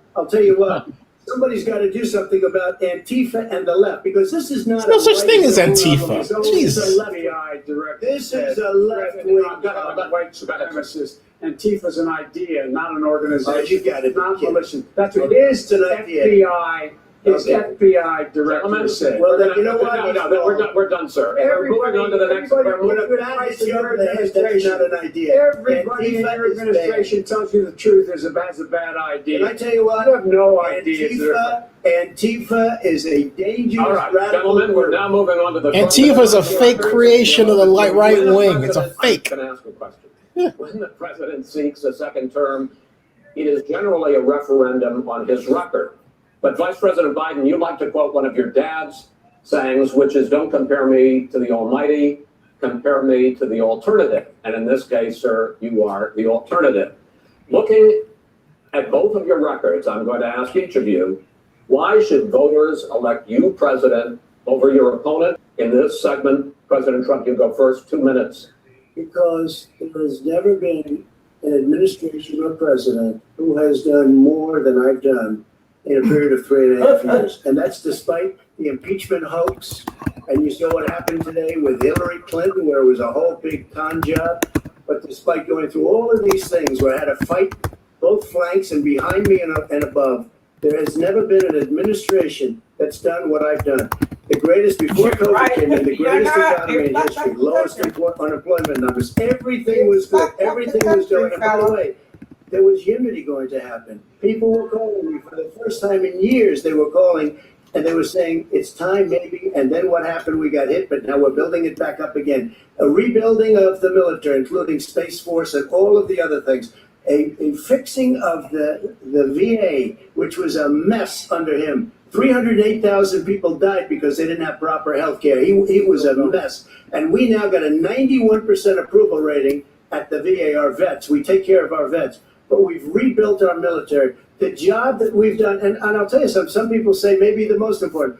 By the end of the first term, I'll have approximately 300 federal judges and Court of Appeals judges, 300, and hopefully 3 great Supreme Court justices. That is a record. No, you don't. It's very few people. And you know one of the reasons I have so many judges? Because President Obama and him left me 128 Right, you wouldn't know judges. That's like, you just don't do that. They left 128 because they openings. wouldn't And confirm if I them. were a member Right, of his because that's party, right. Because they wouldn't confirm them. different Yeah. philosophy. We know I'd say if you left us 128 openings, you can't be a good president. You can't be a good vice president. But I want to thank you because it gives us almost, it'll probably be This above is that not number over, by is the it? end of this term. Fine, sir. 300 judges. It's a record. Looking at both your records, why should voters elect you president as opposed to President Trump? You have 2 minutes uninterrupted. Under this president, we become weaker, sicker, Yep. poorer, Yep. more divided, Yep. and more violent. There you go. Boom, When boom, I boom. was In game. That's we it. inherited a recession. I was asked to fix it. I did. We left in regard to being weaker. The fact is that I've gone head to head with Putin and made it clear to him we're not going to take any of his stuff. He's Putin's puppy. He still refuses to even say anything to Putin about the bounty on the heads of American soldiers. Your son got No. $3 million. And by the way, Mr. my son, Wait a minute. Mr. President, your campaign agreed that both sides would get 2-minute answers uninterrupted. Well, your side agreed to it, and why don't you observe what your campaign agreed to as a ground rule, okay, sir? he never keeps his word. Can you No, sir, no, I'm not asking. That was a rhetorical question. Can you Go have ahead, back sir. 30 seconds? Yeah, yes, you may have. All right. Go ahead. So Thirdly, we're poor. The billionaires have gotten much more wealthy by a tune of over $300 to $400 billion more just since COVID. You in the home, you got less. You're in more trouble than you were before. In terms of being more violent, when we were in office, there were 15% less violence in America than there is today. He's president of the United States. It's on his watch. And with regard to more divided, the nation can't stay divided. We can't be this way. And speaking of my son, the way you talk about the military, the way you talk about them being losers and being and just being suckers. My son was in Iraq. He spent a year there. He got the Bronze Star. He got the Conspicuous Service Medal. He was not a loser. He was a patriot. And the people left behind there were heroes. Really? And I resent. Are you talking about Hunter? Are you talking about I'm talking about my son, Bo Biden. You're talking about. I don't know Bo. I know Hunter. Hunter got thrown out of the military. He was thrown out, dishonorably discharged. That's not true. It wasn't dishonorably. Cocaine use. And he didn't have a job until you became vice president. And once you became vice president, he made a fortune in Ukraine, in China, in Moscow, that is simply and various not other places. True. He My made a son, fortune. my son, and he didn't have a job. My son, like a lot of people we know at home, had a drug problem. He's overtaken it. He's fixed it. He's worked on it. And I'm proud of him. But why was he proud of given my tens son? of millions All right, he wasn't given tens of millions. That is totally discredited. You've already been discredited. We've already been through this. I think the American people would rather hear about more substantial So do I. subjects. Well, you know, as the moderator, sir, I'm going to make a judgment call here. $3.5 million from the mayor of Moscow. That is not true. That report is totally discredited. Mitt Romney on that committee said it wasn't worth taxpayers' money, that report. It was written for political reasons. You know, I'd like to talk about climate change. So would I. Okay. The forest fires in the West are raging now. They have burned millions of acres. They have displaced hundreds of thousands of people. When state officials there blame the fires on climate change, Mr. President, you said, I don't think the science knows. Over your 4 years, you have pulled the U.S. out of the Paris Climate Accord. You have rolled back a number of Obama environmental records. What do you believe about the science of climate change, and what will you do in the next 4 years to confront it? I want crystal clean water and air. I want beautiful clean air. We have now the lowest carbon. What you do? You didn't say what you want. We are doing phenomenally. We haven't destroyed our businesses. Our businesses aren't put out of commission. If you look at the Paris Accord, it was a disaster from our standpoint. And people are actually very happy about what's going on because our businesses are doing well. As far as the fires are concerned, you need forest management in addition to everything else. The forest floors are loaded up with trees, dead trees that are years old, and they're like tinder, and leaves and everything else. You drop a cigarette in there, the whole forest burns down. You've got to have forest management. What do you believe about the science of climate change, sir?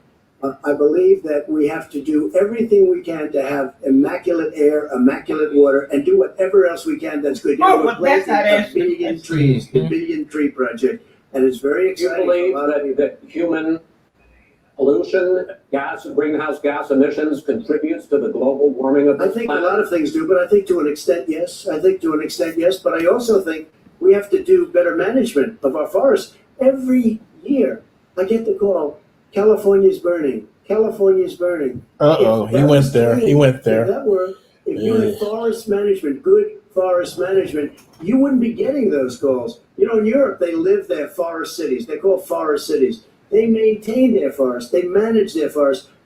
I was with the head of a major country. It's a forest city.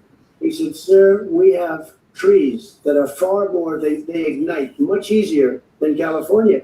There shouldn't be that problem. I spoke with the governor about it. I'm getting along very well with the governor. But at some point, you can't every year have hundreds of thousands of acres of land just burned to the ground. That's burning down because of a lack of But management. sir, if you believe in the science of climate change, why have you rolled back the Obama Clean Power Plan, which limited carbon emissions in power plants? Why have you relaxed? Because it was driving energy prices through the sky. Why have you relaxed fuel economy standards that are going to create more pollution from cars. Well, than not trucks. really, because what's happening is the car is much less expensive and it's a much safer car. And you're talking about a tiny difference. And then what would happen, because of the cost of the car, you would have at least double and triple the number of cars purchased. We have the old slugs out there that are 10, 12 years old. If you did that, the car would be safer. It would be much cheaper by But in the case of $3,500. California, they've simply No, but it would take a lot of cars off the market because people would be able to afford a car. Now, and by the way, we're going to see how that turns out. But a lot of people agree with me, many people. The car has gotten so expensive because they have computers all over the place for an extra little bit of gasoline. And I'm okay with electric cars too. I think I'm all for electric cars. I've given big incentives for electric cars. What they've done in California is just crazy.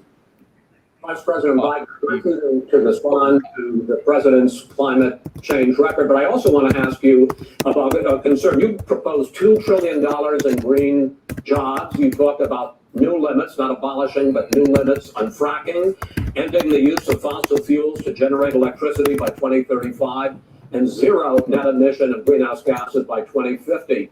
The president says a lot of these things would tank the economy and cost millions of jobs. He's absolutely wrong, number one. Number two, if in fact, during our administration, the Recovery Act, I was in charge, able to bring down the cost of renewable energy to cheaper than or as cheap as coal and gas and oil. Nobody's going to build another coal-fired plant in America. No one's going to build another oil-fired plant in America. They're going to move to renewable energy, number one.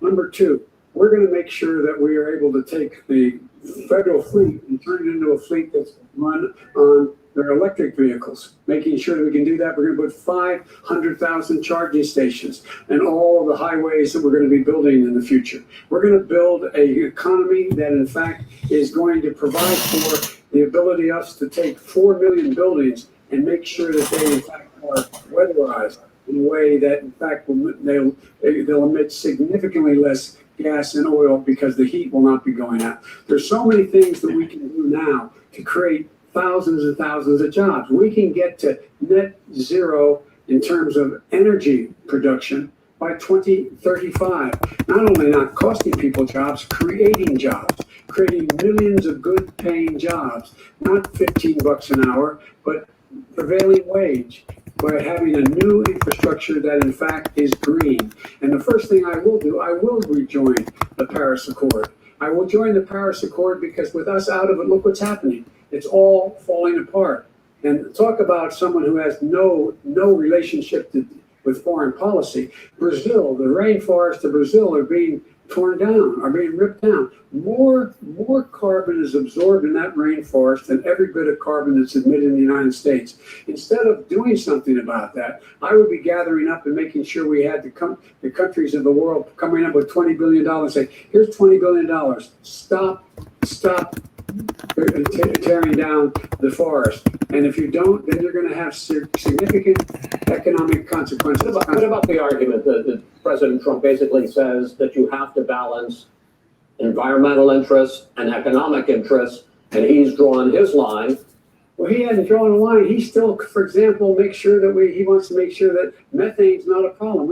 You can now emit more methane without it being a problem. Methane. This is a guy who says that you don't have to have mileage standards for automobiles that exist now. This is a guy who says that the fact is, it's all true. And here's the deal about the Green New Deal, and it's not $2 billion or $20 billion, as you said. It's $100 trillion. I'm talking about where they want to rip down buildings and rebuild the building. No, it's the dumbest, most ridiculous. Where airplanes are out of business, where two-car systems are out. Where they want to take out the cows, that's not true either, right? This is a 100 trillion. That's more money than our country could make in 100 years. If not the case. All right, let me because I actually, wait a minute, sir. I actually have studied your plan, and it includes upgrading 4 million buildings, weatherizing 2 million homes over 4 years, building 1.5 million energy efficient homes. So the question becomes, the president is saying, I think some people who support the president would say that sounds like it's going to cost a lot of money and hurt the economy. What it's going to do is going to create thousands and millions of jobs, good paying jobs. But let him finish, sir. He doesn't know how to do that. The fact is, it's going to create millions of good paying jobs, and these tax incentives to people for people to weatherize, which he wants to get rid of. It's going to make the economy much safer. Look how much we're paying now to deal with the hurricanes. By the way, he has an answer for hurricanes. He said maybe we should drop a nuclear weapon on them. I never said that. That's what they did say. You made it up. And here's the deal. You make up. We are going to be in a position where we can create hard, good jobs by making sure the environment is clean and we all are in better shape. We spend billions of dollars now on floods, hurricanes, rising seas. We're in real trouble. Look what's happening just in the Midwest with these storms that come through and wipe out entire sections and counties. Yeah. Thank you. Somebody mentioned it about Iowa. We make Finally 15% of the world's problem. We, in fact, but the rest of the world, we've got to get them to come along. That's why we have to get back into the Paris Accord. All right, gentlemen. Wait a minute, Chris. So why didn't he do it for 47 years? You were vice president. Why didn't you get the? They were in the Paris Accords. Sends up real dirt into the air. Russia does. India does. They all do. We're supposed to be good. And by the way, he made a couple of statements. The Green New Deal is $100 trillion. That is not my plan. That's the Green you want to rebuild every is not building. my plan. I want to rebuild if he knew anything about it. He made a statement about the military. He said I said something about the military. He and his friends made it up, and then they went with it. I never said it. Okay. That is What he did is he said a segment. he called the military stupid bastards.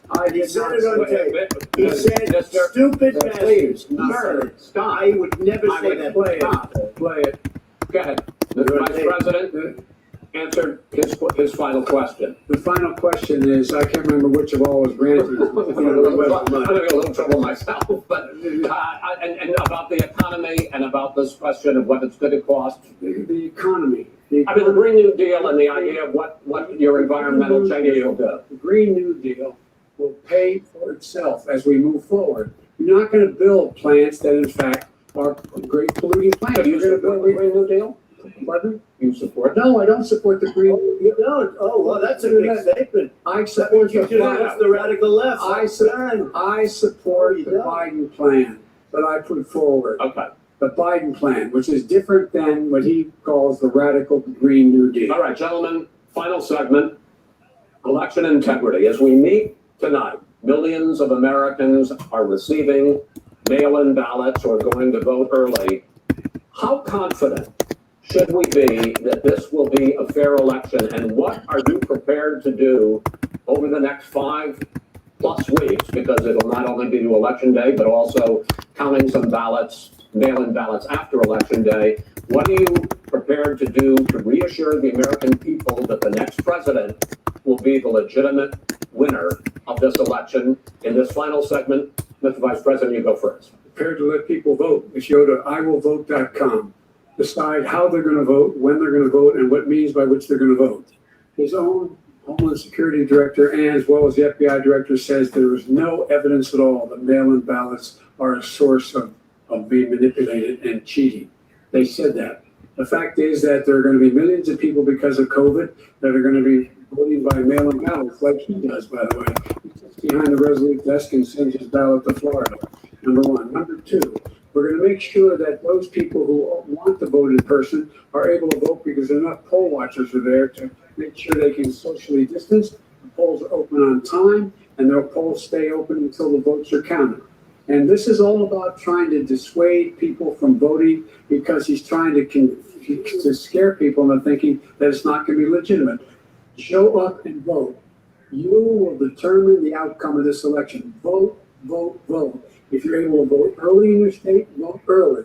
If you're able to vote in person, vote in person. Vote whatever way is the best way for you, because he cannot stop you from being able to determine the outcome of this election.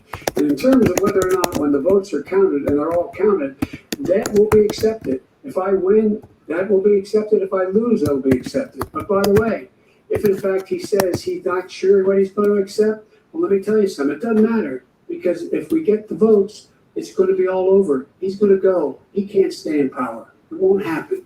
It won't happen. So vote. Just make sure you understand you have it in your control to determine what this country is going to look like the next 4 years. Is it going to change or you get 4 more years of these lies? Mr. President, 2 minutes. So when I listen to Joe talking about a transition, there's been no transition from when I won. I won that election. And if you look at crooked Hillary Clinton, if you look at all of the different people, there was no transition because they came after me trying to do a coup. They came after me spying on my campaign. They started from the day I won and even before I won, from the day I came down the escalator with our First Lady. They were a disaster. They were a disgrace to our country. And we've caught them. We've caught them all. We've got it all on tape. We've caught them all. And by the way, you gave the idea for the Logan Act against General Flynn. We better take a look at that because we caught you in a sense. And President Obama was sitting in the office. He knew about it too. So don't tell me about a free transition. As far as the ballots are concerned, a solicited ballot, okay, solicited is okay. You're soliciting, you're asking, they send it back, you send it back. I did that. If you have an unsolicited, they're sending millions of ballots all over the country. There's fraud. They found them in creeks. They found some with the name Trump, just happened to have the name Trump just the other day in a waste paper basket. They're being sent all over the place. They sent 2 in a Democrat area. They sent out 1,000 ballots. Everybody got 2 ballots. This is going to be a fraud like you've never seen. The other thing, it's nice on November 3rd, you're watching and you see who won the election. And I think we're going to do well because people are really happy with the job we've done. But you know what? We won't know. We might not know for months because these ballots are going to be all over. Take a look at what happened in Manhattan. Take a look at what happened in New Jersey. Take a look at what happened in Virginia and other places. They're not losing 2%, 1%, which, by the way, is too much. An election could be won or lost with that. They're losing 30 and 40%. It's a fraud, and it's a shame. And can you imagine where they say you have to have your ballot in by November 10th? November 10th. That means that's 7 days after the election, in theory, should have been announced. Okay. We have major states with that. Sir, all run by 2 minutes Democrats. is 2 minutes. All run by Democrats. It's President Trump, it's a rigged election. you're going to be able to continue. You have been charging for months that mail-in balloting is going to be a disaster. You say it's rigged, that it's going to lead to fraud. But in 2018, the last midterm election, 31 million people voted mail-in voting. That was a quarter, more than a quarter of all the voters that year cast their ballots by mail. Now that millions of mail-in ballots have gone out, what are you going to do about it? And are you counting on the Supreme Court, including a Justice Barrett, to settle any dispute? Yeah, I think we're counting on them to look at the ballots, definitely. I hope we don't need them in terms of the election itself. But for the ballots, I think so. Because what's happening is incredible. I read today, where at least 1% of the ballots for 2016 were invalidated. They take them, we don't like them, we don't like them. But what They are you throw going to them do out about it? If there are millions of ballots going out What right you now, do what is are you you go and going to do? vote. You do a solicited ballot, No, and that's I okay, know or your you go and complaint. I'm vote. asking you about the fact that millions of people You go and vote. You go and No, vote, but like I'm they saying is, what are you gonna do used about to the in fact the that old. millions of people. You either do, Chris, a solicited ballot where you're sending it in, they're sending it back, and you're sending. They have mailmen with lots of it. Did you see what's going on? Take a look at West Virginia. Mailmen selling the ballots. They're being sold. They're being dumped in rivers. This is a horrible thing for our country. This is not going to end well. This is not going to end well.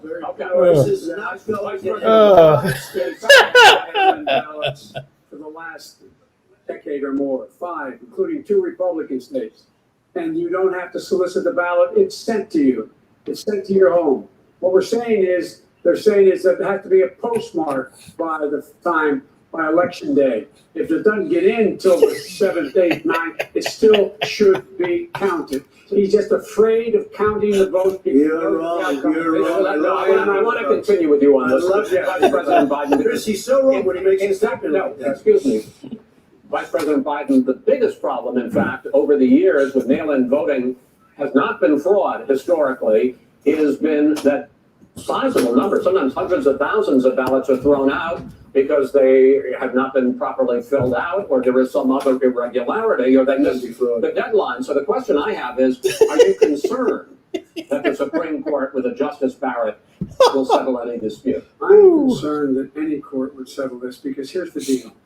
When you get a ballot and you fill it out, you're supposed to have an affidavit. If you didn't know, you have someone say that this is me. You should be able to, if in fact you can verify that's you before the ballot is thrown out, that's sufficient to be able to count the ballot because someone made a mistake and not dotting the correct I. Who they voted for, testify, say who they voted for, say it's you. That is totally legitimate. All right. Excuse me, when you have 80 million ballots, Senate is swamping the system. You know it can't be done. You know it can't, and already it's been so now, mail service delivered to gentlemen, in eight states, we can keep talking. In 8 states, election workers are prohibited, currently by law, 8 states, from even beginning to process ballots, even take them out of the envelopes and flatten them until election day. That means that it's likely, because there's going to be a huge increase in mail-in balloting, that we are not going to know on election night who the winner is, that it could be days, it could be weeks, could be months, until we find out who the new president is. So first for you, sir, finally for the vice president, I hope neither of you will interrupt the other. Will you urge your supporters to stay calm during this extended period, not to engage in any civil unrest, and will you pledge tonight that you will not declare victory until the election has been independently certified? Wait a minute. President Trump, I will urge my supporters to go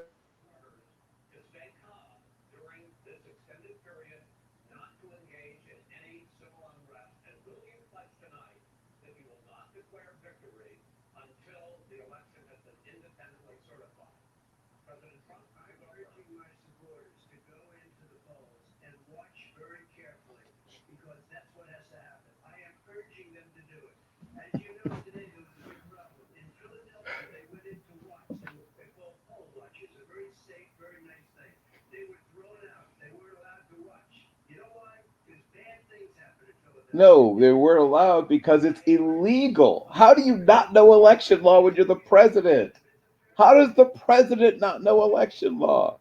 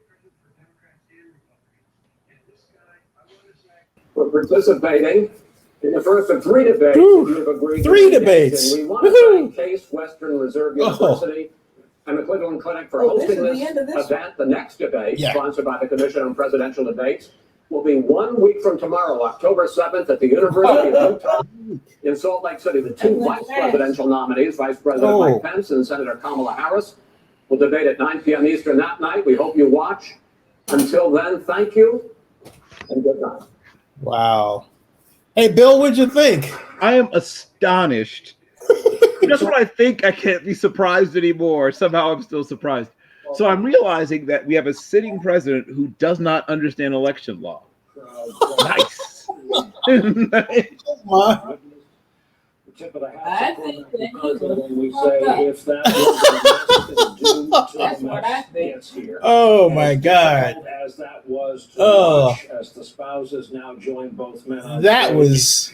as I've seen bracing 58 as it years is to of debates realize going this back to when I behavior was, is I taking think, place in 9. pursuit of the job we And used to refer to as leader of the free world. I have never. This is the There first was an time incumbent on that stage tonight, a president who passed I've seen up the an President of the United opportunity more than once States to unify.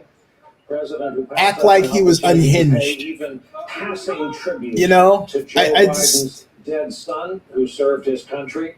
A president who passed up an opportunity to denounce I mean, supremacy he groups passed up like an the opportunity. Proud So Boys this is and number one on Israel, Twitter. Let me telling show you them Twitter, instead okay? This is to number one on stand Twitter. He back passed and up, headed for good measure. and everyone's talking about this, Stand okay? by.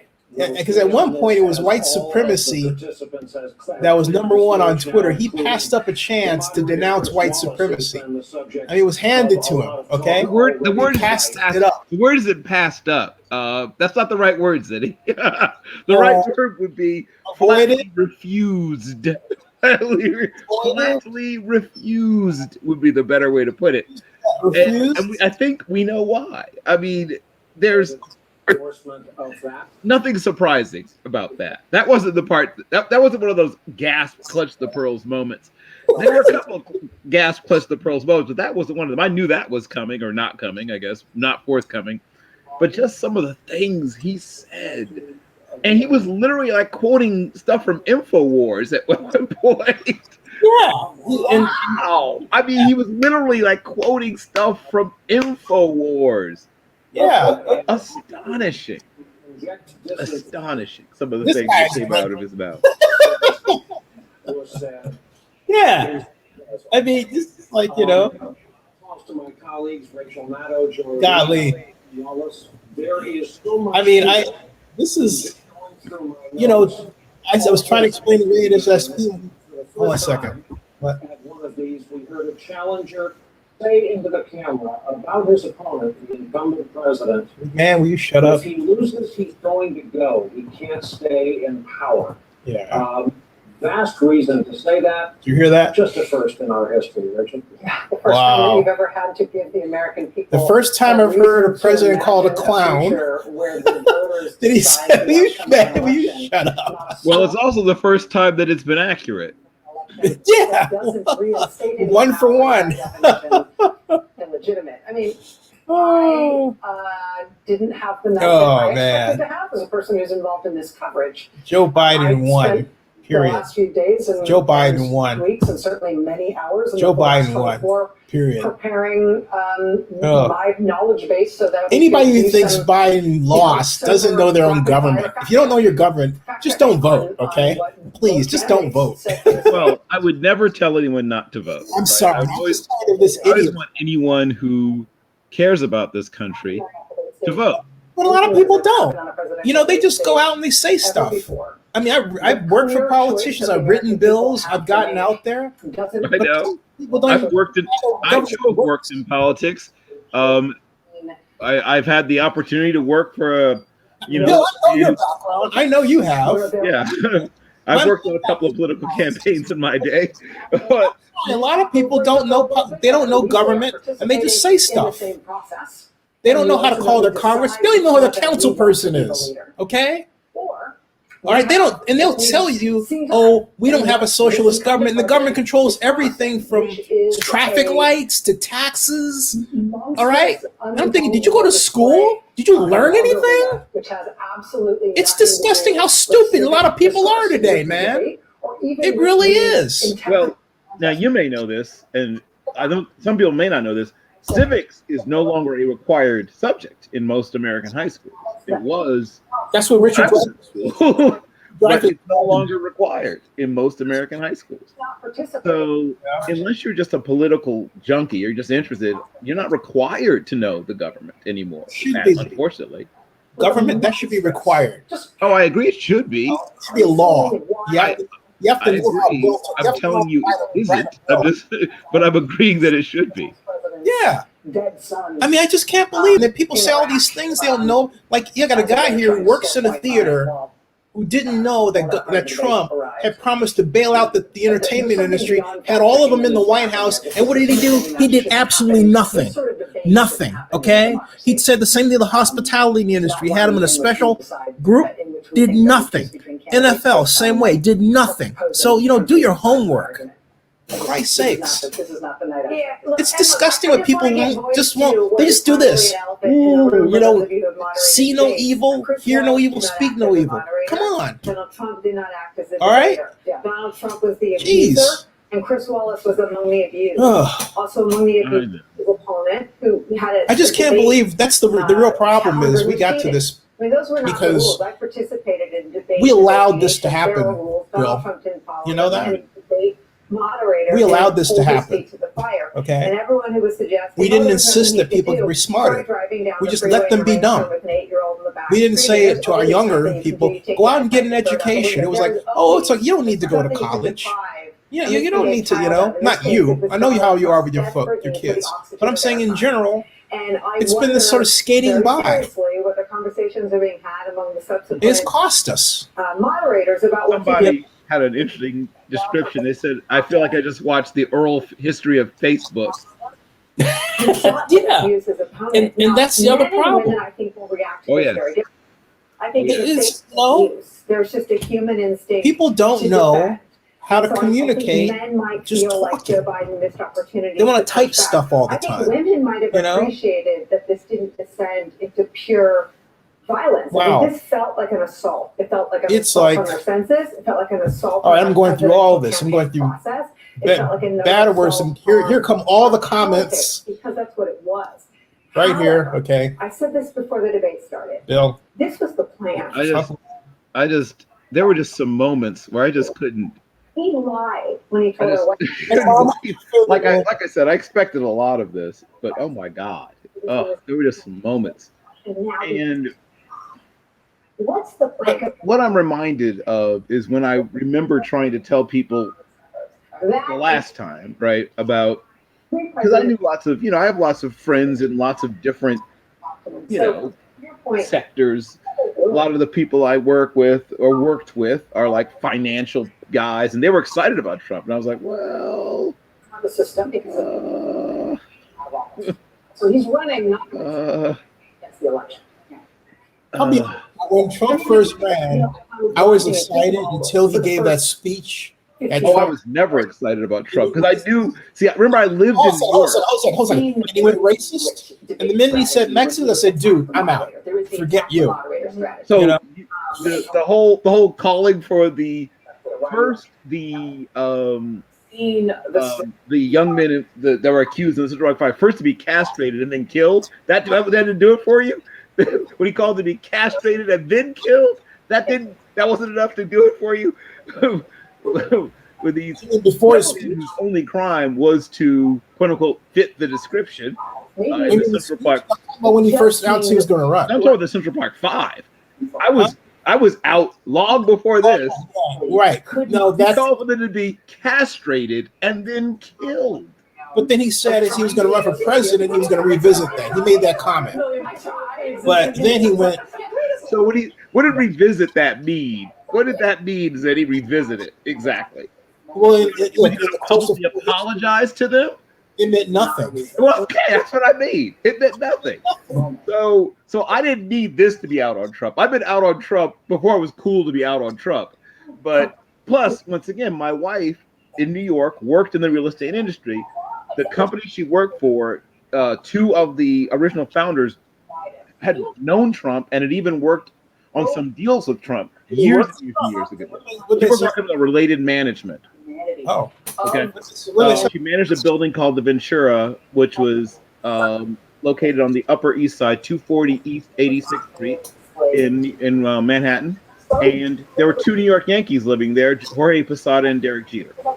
And so used to go to, democracy and awards and democracy. lots of other sort of events where there's lots of people who knew Trump. I mean, and the thing was that everyone used to sort of joke about Trump talking about himself as this sort of real estate genius, and everybody in the real estate industry in New York knew that he was terrible at real estate. Like, it was sort of a thing that everybody already knew. And so it's because New Yorkers have known about Trump for a long time. It's not like he, A refusal to condemn. I guess he was a surprise or something new somehow to other people, but New Yorkers do. So I didn't need any of his other stuff. I've known about Trump for a very long time. And you mean the Trump University thing wasn't enough for people? Like, he wants to use the word fraud a little too freely. Like, hey, that came later. That came 2 months after he announced, right? And then that was the first thing to come down, right? But it was like little after by little these dominoes. But then, I was out long before all that stuff. But yes, let's Joseph, what'd you think? I mean, some of the things I need to reiterate is that you have a president with zero class that shows the lack of leadership, as well as no integrity, and just spews out. The one big take that I had was things that you discussed and that took off on Twitter. He did not denounce the white supremacists, the KKK, or the Proud Boys. The second part of that, he also called out his base to troll the voting places and to harass the people that are voting, because that's essentially what he did. Those were code words, because he didn't denounce the Proud Boys, and at the same time, the next line, he wants his people to patrol the ballot places. Sign of a desperate man. He's desperate. He'll do anything. He'll screw up this country to get reelected. He don't care. This guy's crazy.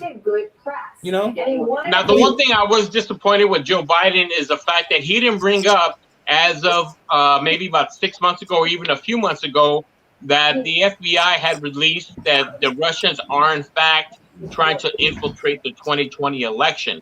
So I'm a little upset that Biden didn't go after him harder about this whole Russian thing, and the fact that hold that one. Good evening. Hello. Yeah, I know it is, but why are you calling from someone else's phone?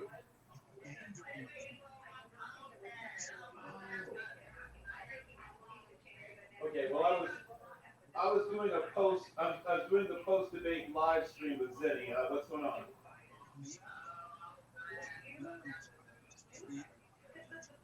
Oh, okay. Well, So I think Zennie has me on mute, so I'll continue so that it's not dead silence. So the other part of, hey, Bill. So I was just kind of filling in. Zennie put it on mute, so I'm just gonna.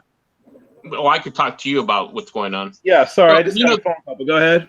No, so the one thing that I was disappointed with was the moderator who works for Fox didn't enforce a 2-minute rule. He let Trump just run, bullshot him over the 2-minute and kept interrupting him. So that was a struggling force. What I would like to see, if there even is another debate moving forward, is that cut their mics.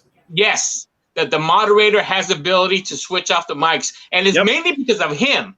Because everyone else comports themselves in a proper manner, but this guy, this guy is a pure idiot. So let me ask you something. Obviously, they didn't touch much on all the things that are surrounding immigration reform or lack thereof, and of course, some of the things that have happened to people that have been detained.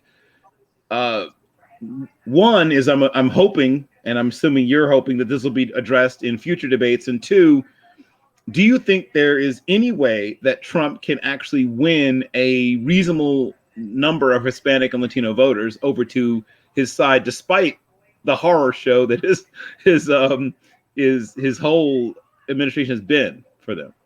Well, I think there's a small minority of quote unquote Latino voters that will vote for him. I think primarily it will be in the area of Florida. They are very Republican, very conservative, but I think as a whole, and this is the one thing that I think America doesn't like to discuss, especially during the Trump administration, because of the last census, the largest minority group in the United States are Latino or quote unquote Hispanic. Now, having said that, do I think there's a small minority that believe in what he believes in? Of course, because that's just the nature of things. But this is the problem, is that the reason why I think the majority will not vote for him is because those people, his base, do not see anybody but the white race as the base that supports Trump, but also the base of who they are fighting for.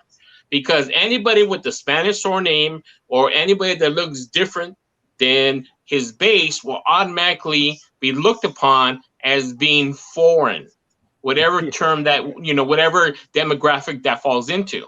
Second, one thing that Trump should have Biden kept hitting Trump on was the children that are still enslaved in cages. Yep. Innocent children of color that are enslaved in cages. No one is talking about that. Right. And it needs to be discussed. And it needs to be discussed.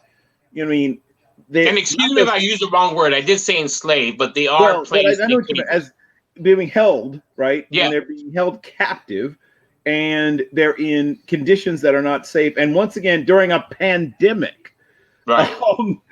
It's a nightmare. I will be right back.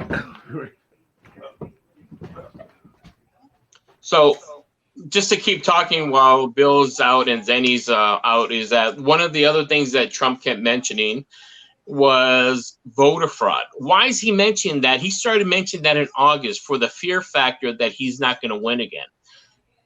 The mail service was never an issue in 2016. Oh, coming back. Keep talking, Yeah. Joe. Thanks. Appreciate it.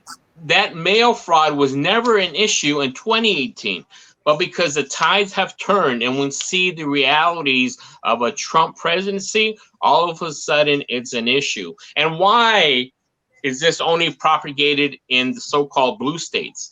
Because as Biden pointed out, he had no problems doing exactly what the rest of the country is going to be doing when he did it and submitted his ballot in Florida. That's not an issue. And since modern voting has occurred, and as Biden pointed out, even during the Civil War, there has been mail-in ballots.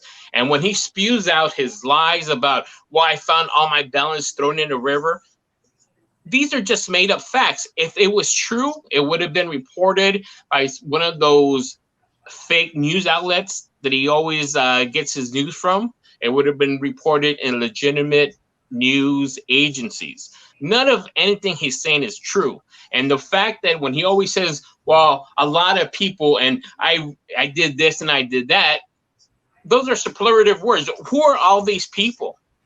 And when he mentions, well, I spoke to a leader of a country that has high forestry, he can't tell you the name of that country. He can't tell you the name of that leader because he's full of what, Zenny? What is he full of? He's full of crap. I don't want to say the S word, but he is full of crap. He can never, ever talk about the supposed leaders he had meetings with because they all agree with them, especially when they talked about the forestry. Who is that country that he met with? Who is that leader he met with? He is a liar. From their forest cities, their enchanted cities of the forest. He met with the mayor of the Ewoks. Yeah. He's such a liar. He's such a liar. I know, Zenny, your mic's still off. I don't know if you knew that. But, okay.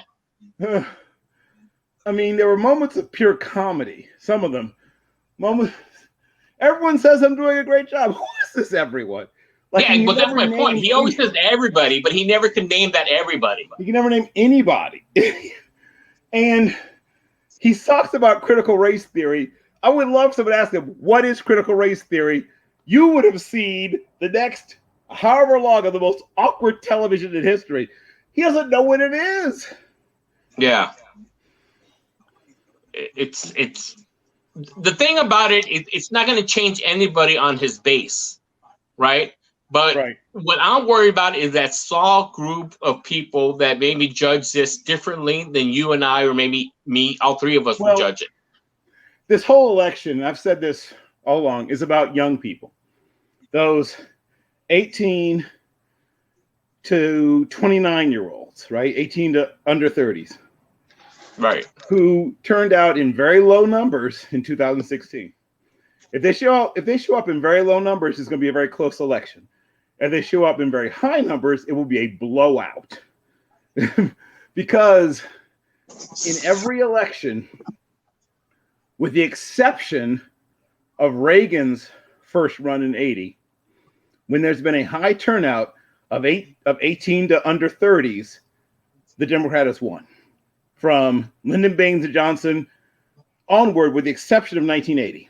And to your point, I have an announcement. You guys keep talking. that greatly happened during the Clinton administration, because I was a young kid and I was able to vote during that time, and everybody in my demographic went out there and voted for Clinton. So I agree with you in terms of the demographics there. Now, what I think after this first debate, what I think is that you got to rally up the troops. I think Bernie collectively has always had the young vote. He needs to come out with a PSA and tell his voters, this is the time, here's a moment to vote for Biden. Zennie, you got to put out a T-shirt. I will buy that T-shirt. I will buy multiple, and I will send them. If you can get "Will You Shut Up, Man" T-shirts made, I will buy them. Yeah, I tried to buy "Will You Shut Up, Man," but that was taken. But I thought, it was. You were too late on the draw for that. But I tried to say that, but I thought I just bought Biden Says "Will You Shut Up, Man." I bought that. Only $10. $10 well spent. Hey, Zennie, you know which one you should. You know which one you should buy right away. You're a clown. But that's the thing. You'reclown.com is taken. Is it? Oh, I'm sure that was taken. Yeah. Wait a minute. Well, hold on a second. Wait a minute.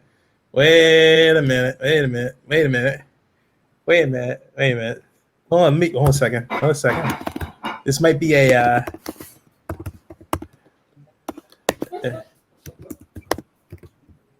okay.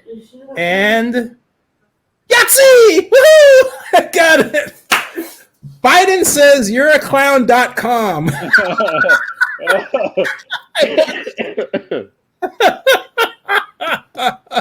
Oh, I love this. Shirts for the whole family. Yeah, I'm glad you said something. Thanks, Joseph. I probably need to split the revenue. Hey, whatever helps the channel too. So. Oh, definitely, yeah. This is absolutely, man. Yeah, Biden. You know what I would try to do is do a mock-up on the shirt and sell it on the channel, and there'll be revenue for the channel. Yeah. This would be a great T-shirt. Yeah, I'll put it up on Teespring. We already have a Teespring account, right? So just do it through there, and it'll be great. It'll be great revenue for the channel.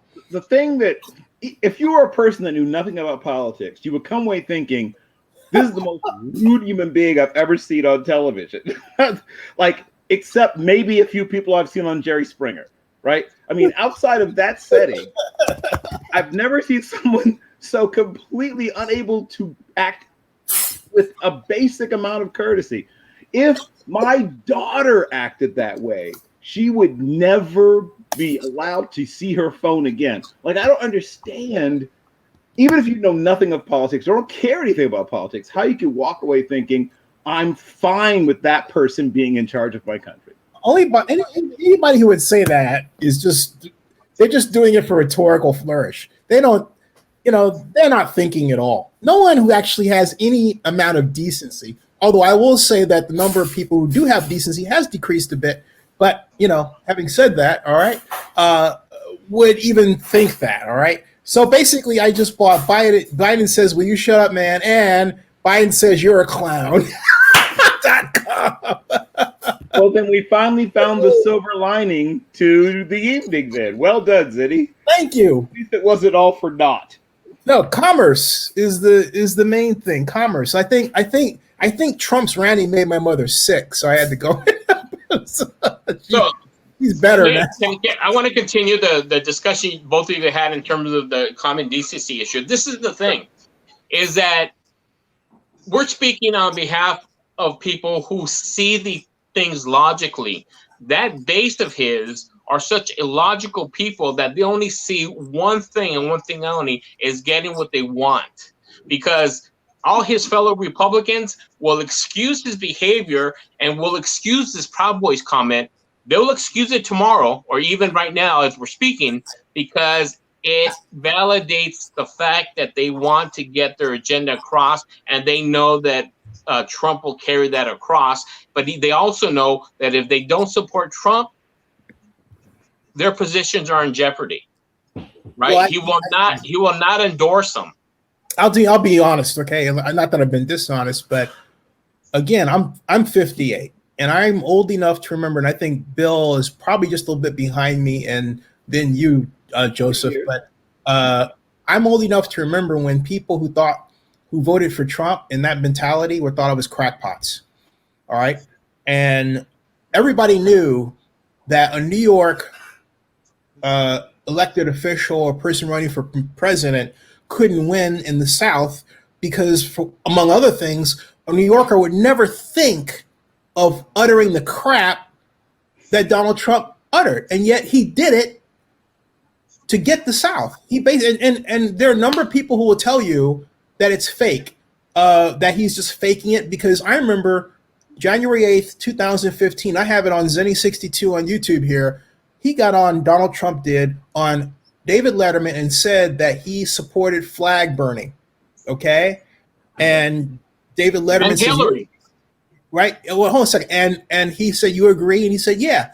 So then he turns around and attacks the NFL for not supporting or for supporting players protesting, all right? And I went to Joe Lockhart and Brian McCarthy of the league and the commissioner. I said, hey, look, check out this video.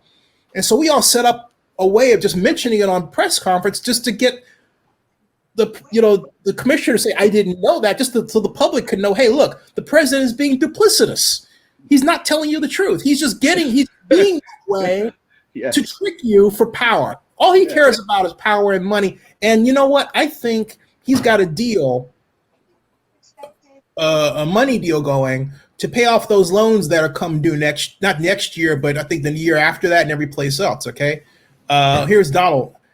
Hey, Donald, how you doing? Welcome to the party. Hey, how you guys doing? Fine. You're a Trump supporter, he says. He's a black Trump supporter. Yep, one of the many. Few. Why are you a black Trump supporter? You don't want to talk to him. Well, he works with. Yeah, there's many of us, and Talk to him.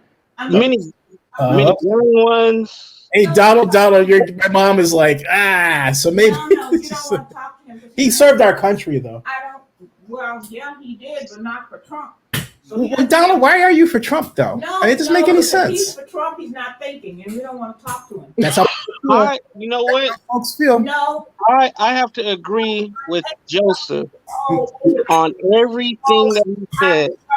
Donald, listen. 85 years old, and I can remember when I had to walk 5 miles to school, and the white people rode in buses. Yeah. I've been through it all. Do you do that to be annoying, though, Donald? Is that seriously?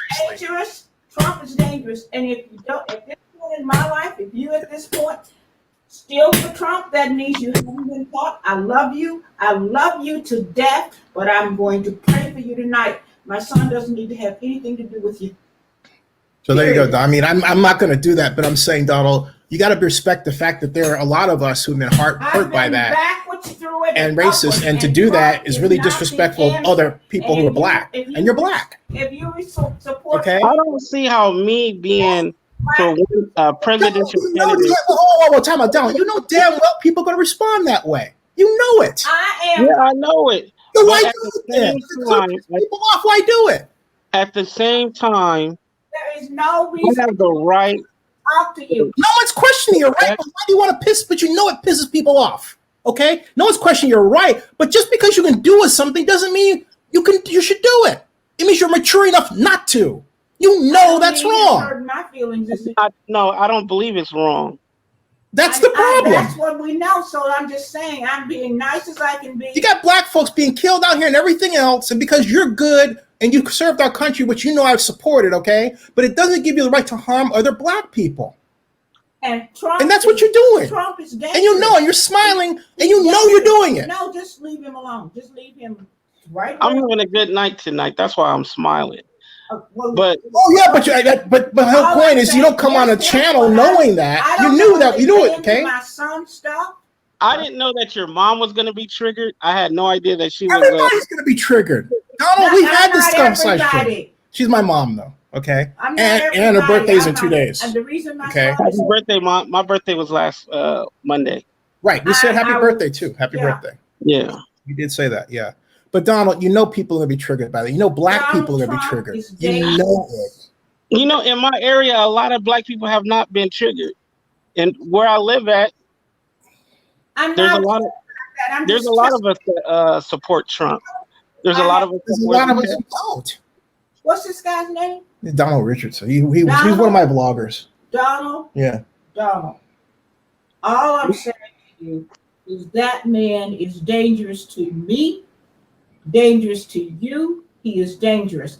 Now, I have talked to God about it, and I'm asking my son to just not argue with you. Just let you. No, I'll argue because I think he's fucking wrong. No. You know, I love him as a person, but I mean, for people to, the problem right now is that we as folk, okay, there are a number of people who are black who feel like they have to do that, but they don't understand. Bill, okay, Donald, I don't mean to be offensive or anything, but anybody who would come along like Donald Trump and manipulate the government and use black folks and race and gin up and then buy protesters, all right, which he does. Black folks. That man doesn't like black folks. No, Donald Trump doesn't like black folks. No, he doesn't, and use them. But he really. And neither does Joe Biden.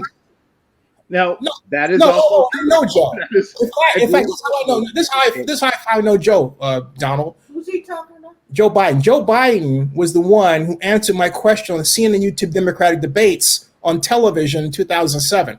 When I then met him, because I already know President Obama, he remembered that, and we had a great discussion. Joe Biden is a real dude. He cares about people, okay?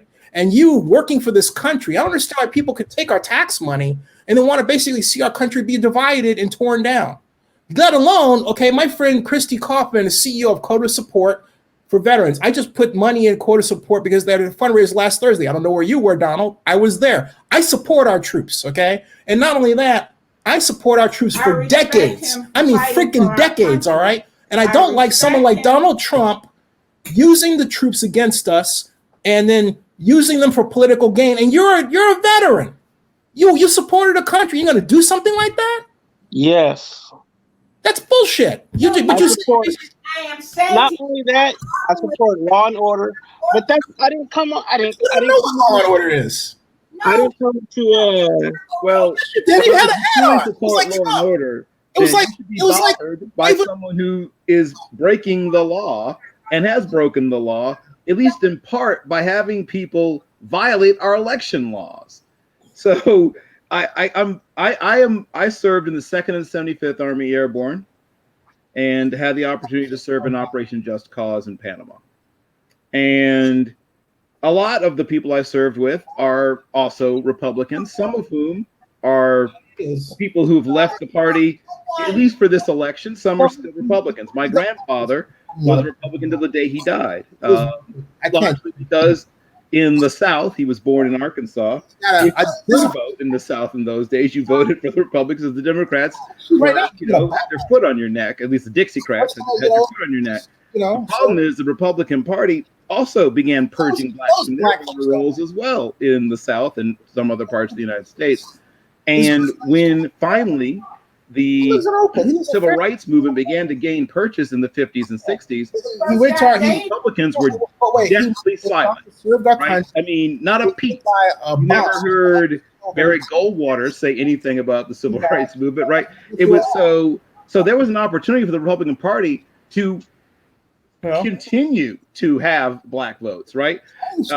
If you go back 100, 150 years ago, every black person who could vote was voting for the Republican Party, but they decided to sit on their hands and keep their mouths shut when they had an opportunity, when finally the Dixiecrats began to sort of leach away and be pushed away from the Democratic Party in the 60s, instead of shutting those Dixiecrats out and making them have to stick to the old States' Rights Party, which was formed just after World War II, and in 1948 ran Wallace and Strom Thurmond for president. 5 years old. Those guys would have been stuck out in the cold. All those racists in the South would have been stuck out in the cold. But they've done is white. They welcomed George Wallace. They welcomed who's he talking what's to? his name? Jesse Helms and all the others with open arms into the Republican Party. All these people who had been for segregation and had supported the Klan. All those people found a home in the Republican Party. So I have an issue with that. But my issue with Trump has nothing to do with politics. It has to do with who he is as a person. I lived in New York for many years. My wife worked in commercial real estate. She knows him and other people who, the company she worked with called Related Management. They had worked with the father, Fred, and then later the son, Donald, on a lot of projects. And he was known for screwing people. He was known for cheating people. And this is long before he got into politics, right? This is 40-something years ago. For cheating small business people and sometimes putting them out of business by not paying them, right? I mean, just simple things like contracting somebody to put, all the counters and all the kitchen work and all the cabinetry into one of your projects, and then saying, "Oh, I'm bankrupt" and stuff like that. And then later, Trump University was screwed a lot of Americans, hardworking Americans, out of their money. He's just a bad person. Forget the politics stuff. He's a bad dude. That's my main issue. He's rude. He claims to be very, very bright, but lots of people who I know who know him personally say, no, not a bright guy. But a very arrogant person who gets mad when he realizes other people are smarter than him and gets mad at them and wants to shut them down. And if you look at the Trump family's real estate holdings, and real quick, everybody, I don't know, Kamala Harris is responding. I don't know if anybody wants to tune into that, and then we can pick up. Also, Donald, it's like, it's like you gotta really have. That was a certain disrespect because you kind of knew, what my political leaning is, and you should have checked in with me because you're part of our group.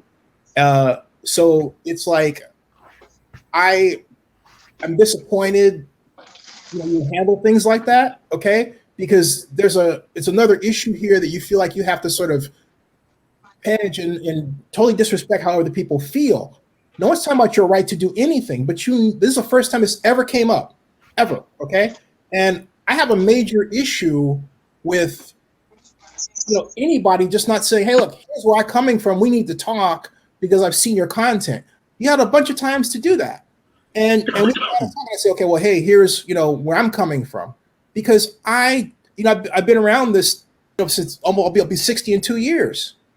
It is wrong to want to treat Black folks incorrectly, and especially if it's somebody else who's Black. And if other people who are Black, there are a lot more folks who are Black who are hurt by this than not. Okay, but to do that is like, what's wrong with your heart, man? He doesn't even like Black country. All right. So my point is, it's like I don't know how to say that. And think about it, you've done a lot of great stuff for us. So I love you like a brother, but you got to prove you love us like a brother by not doing that. If you have an idea or issue, you think, well, gee, it's going to piss somebody off. Don't smile about it. It's not funny. It is. No, hold on a second. I'm not done, Donald. This is serious. Okay. Go ahead. No, very serious. Because you knew there would be some kind of issue given the way we were talking. All right. You knew that. All right. A. B. Under this person, I have had, let's see, the Proud Boys. I've gotten death threats, all because of Trump. All right. And yet I've had to walk a fine line to maintain everything that I've had. And yet, and so I'm supposed to want to have somebody just kind of come in and blithely grin who looks like me when we have to walk around, we're on, pins and needles and everything. All right. To say that, to erase all that, it's hurtful. Here's my point, Donald. I would never treat you that way. I went to bat for you on any number of occasions for anything. Okay, and it didn't matter your beliefs. I went to bat for you because you served our country, and you went through something that you should not have went through, which I'm not going to say. All right, I'm going to leave that out here. All right. Well, my point is, you got to love other people and respect the pain that they're caused by the dude that happens to be in the White House. All right, and say, you know what? Hey, look, I respect that. We can't even put Trump sign in our yard. And yeah, there are people around here who vandalize stuff. Okay, you're in Fairfield. I go back and forth. We're all over. This dude is screwed this country up in a way that it doesn't need to be screwed up. This place is full of Confederate, yeah, Confederate people that come to your house with them flags. And they only think and they think only in terms of black and white. And they try to frame you. They put stuff in even if you had served in our country, they try to frame you only as a black person. Those okay, are Trump people. You got some screwed up people around, man. They are racist, conservatives, and they are Trump people, and they put trash all over your yard because this is a black house, that 3 acres of land, and it looks like it belongs to white people. And they come in and find out you're black, and they get pissed off. Yep, that's it. They hate us. Yeah, I had to call. There was a dude that came in here who was inspecting our house. You know, I had a Raiders jersey on. So, you know, he acted weird. I had to I came that close to calling the cops on him. When you talk about law enforcement, the cops out here are fantastic, and I believe in law enforcement. I call the cops like that, okay? I found the CEO of that dude's firm, and I don't know if he's working anymore. I don't care. This guy had a Twitter account with all kinds of crap and racist stuff on it. Some person in a pool of blood in a tub. This dude was nutso. And yet he was a home inspector who was a Trump supporter. That's the kind of people you have running around. Those are the kind of people that support Trump. And they're hurt. They hurt black people. They want to hurt black folks, man. This guy is bad because he's working with you. But no, he's a great guy. But he's got some company that is outrageous. They would kill us tonight if they could. That's how scared I am of them. So I don't want to be no friend to Trump supporter. Period. Because he doesn't know about the pain I've been through as an 85-year-old black woman coming out of Atoka, Tennessee. No way. People that's with Trump are the ones that caused the Civil War. Go back 400 years of slavery, and they still trying to keep in slavery. Those are the ones that want the Confederate, those big things, things that they're throwing out here. We have fought. I have walked the streets. I have sold stuff. I have been in marches. I have done everything through my life to make sure that black people got a chance. And you bring somebody, and people aren't Trump supporters because they really want to be. They've been whitewashed. That's why I said don't get in an argument, because it's impossible. You can't change him. All I do is go to bed at night and pray to God that I live another 5 years. And I'm working hard in this election to make sure that Biden wins. And my mother turns 86 on Thursday. Well, God bless you. Happy birthday. Yes. And a happy early birthday. Young man against you. But I do know that if somehow, some way that you are supporting Trump, you have no idea what kind of person this is you're supporting. He doesn't care anything about you. He doesn't care anything about me. He doesn't care anything about even the white person. He just cares about himself and power and where to go. So whatever he wants, he uses it. And he's using all of us. He's using everybody that's following him. Just like he said, I can say anything I want. I can go down the street naked. They'll still vote for me. That's the way he is figured out, whitewashed. And if you've been, I worked really hard. I think I was first year into college, University of Cincinnati, and some Jewish lady sat me down and talked to me one day, and I am so glad, because her people were burned up by Hitler. Trump is a Hitler. He is identifiable. And he's gotten our people so whitewashed in this country till most of them, people were talking about yesterday, well, how in the world do people follow this man, but they got some kind of cult situation almost. And you got 1/3 of people who don't even know about the Holocaust. So the deal is, that's why I said to my son, I don't have anything against you. But I know they whitewashed you so well until I don't want you guys to lose friendship, but they've gotten to you. And my deal is don't deal with it. I was brought up as a child. Don't smoke marijuana because it'll lead to hard drugs. All that stuff is true. You got to keep your brains because they will work on them. And the people that they work on, some of them are coming to their senses now. But I mean, they've got a thing going in this country where they have whitewashed you to no end. I mean, we were enslaved 400 years, and I came up with blacks that didn't even have any self-worth. I was brought up differently. They brought me up that I was superior to white folks, and the reason for that is because they mated us in slavery. And you got better brains, better muscles, better everything than they had. So it's a whitewashing situation on both sides.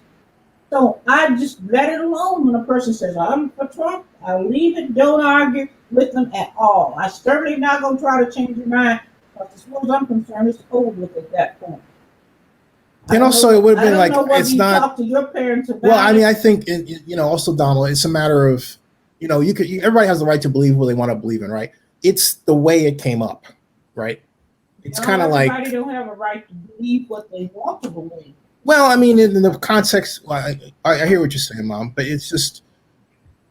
No, I don't. You might have a right to believe in the devil, but if you believe in the devil, you might kill my butt tonight. No, I do not think that. It's going way, way off. Can I just say one thing? Even at the basic minimum, regardless of politics, the fact that this person would not denounce the Proud Boys, the white supremacists, and the KKK is enough. That one thing alone is enough not to support them.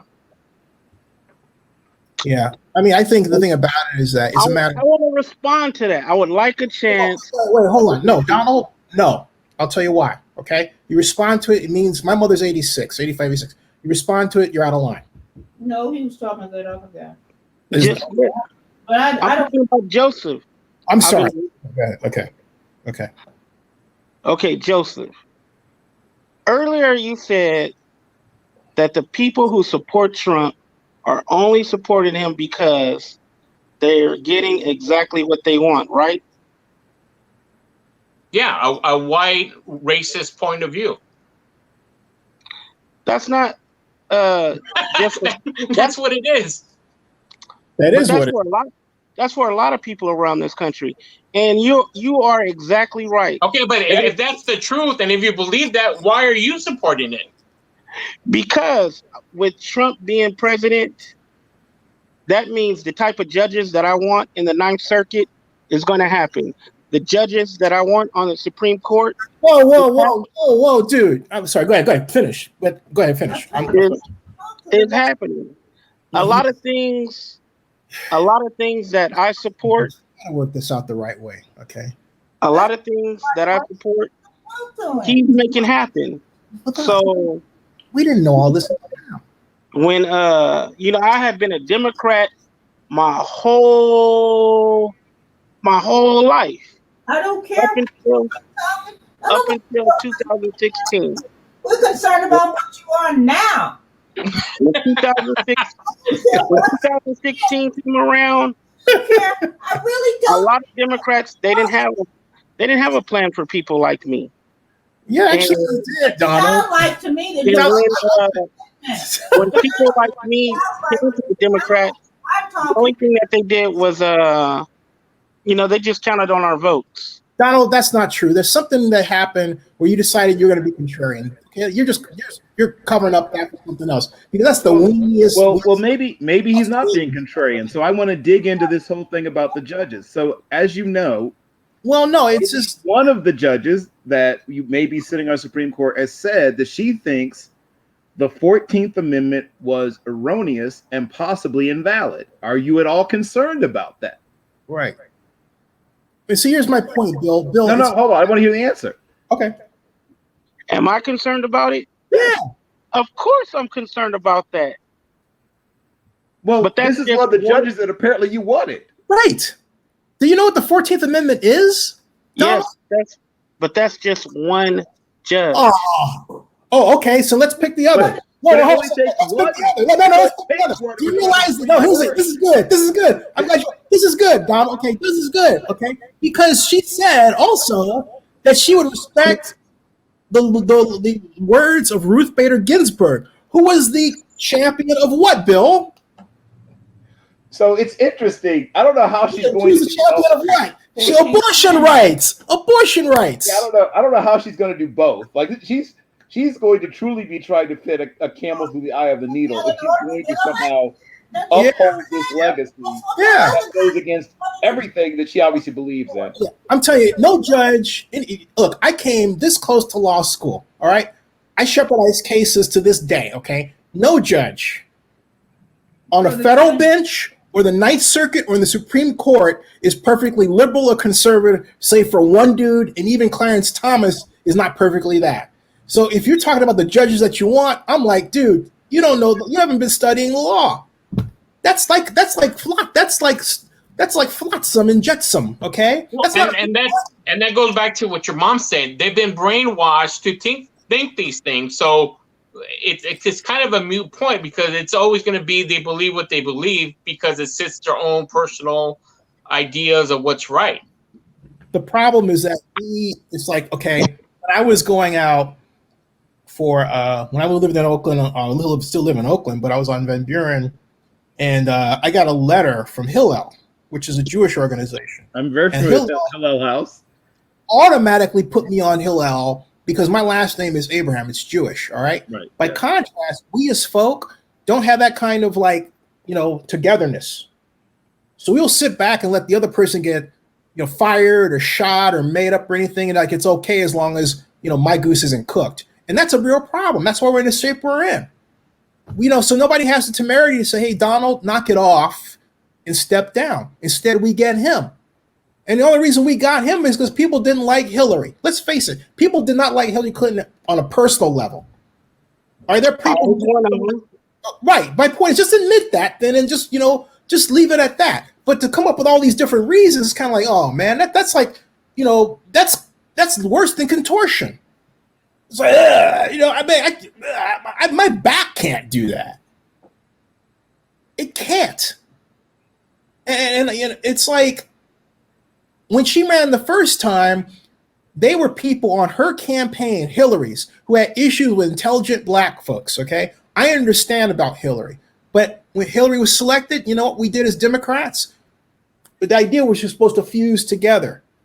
What happened was she left a lot of us off the bus. Not me, okay? I get that. But you know what? Guess what? That was 4 years ago. This is a different time. All right? But that's what I said. In 2016, you're making my point. In 2016. That was 2016. I voted for her anyway. I didn't vote for her. See, that's the problem. You're one of the people why we lost. You want to continue the losses? For what? That's stupid. You know what? I don't feel like I'm losing now. He's got no good reason. He's Donald. And there's a lot of differences that happen. Donald represented our country finely. But for some particular reason, somewhere along the way, like a chunk of us felt like being Republican was a safer bet. Just like that dude in Kentucky that's going to wind up, that attorney general is going to wind up going to jail, okay? Because he's another black person that thought that I'll bond with white people because it'll be safe for me. Most of my friend base over my years has been white, but I've had white girlfriends that would wrestle you to the ground if they heard you talking because they hate racism. All right? I mean, it's one thing for them to hear someone white, but Hillary Alwood would sock you today. She's a lawyer. She's an immigration lawyer to this day because of the stuff that Donald Trump has allowed that she's fought against for years, and she's in Oakland, and she's white, okay? There are people trying to protect us, and you're going to go with a dude that's been sticking it to us. And I know Donald said he wants a president of law and order, but here's a president that can't even follow order and has violated laws himself to the point where he doesn't want to lose a presidential election because he knows SDNY will prosecute him for crimes. Even the FBI, when James Comey was there, the reason why he got rid of James Comey was he kept telling the president, you're violating laws, you're effectively causing criminal acts. This is not a president of law and order. This is a president of just himself. Mm-hmm. So my point is, Not worth arguing over. yeah. So it's like, I think what I'm disappointed in is, it's one thing if we'd known that we could work something out, but for some particular reason, you picked the hot button, and it was kind of like, why do that?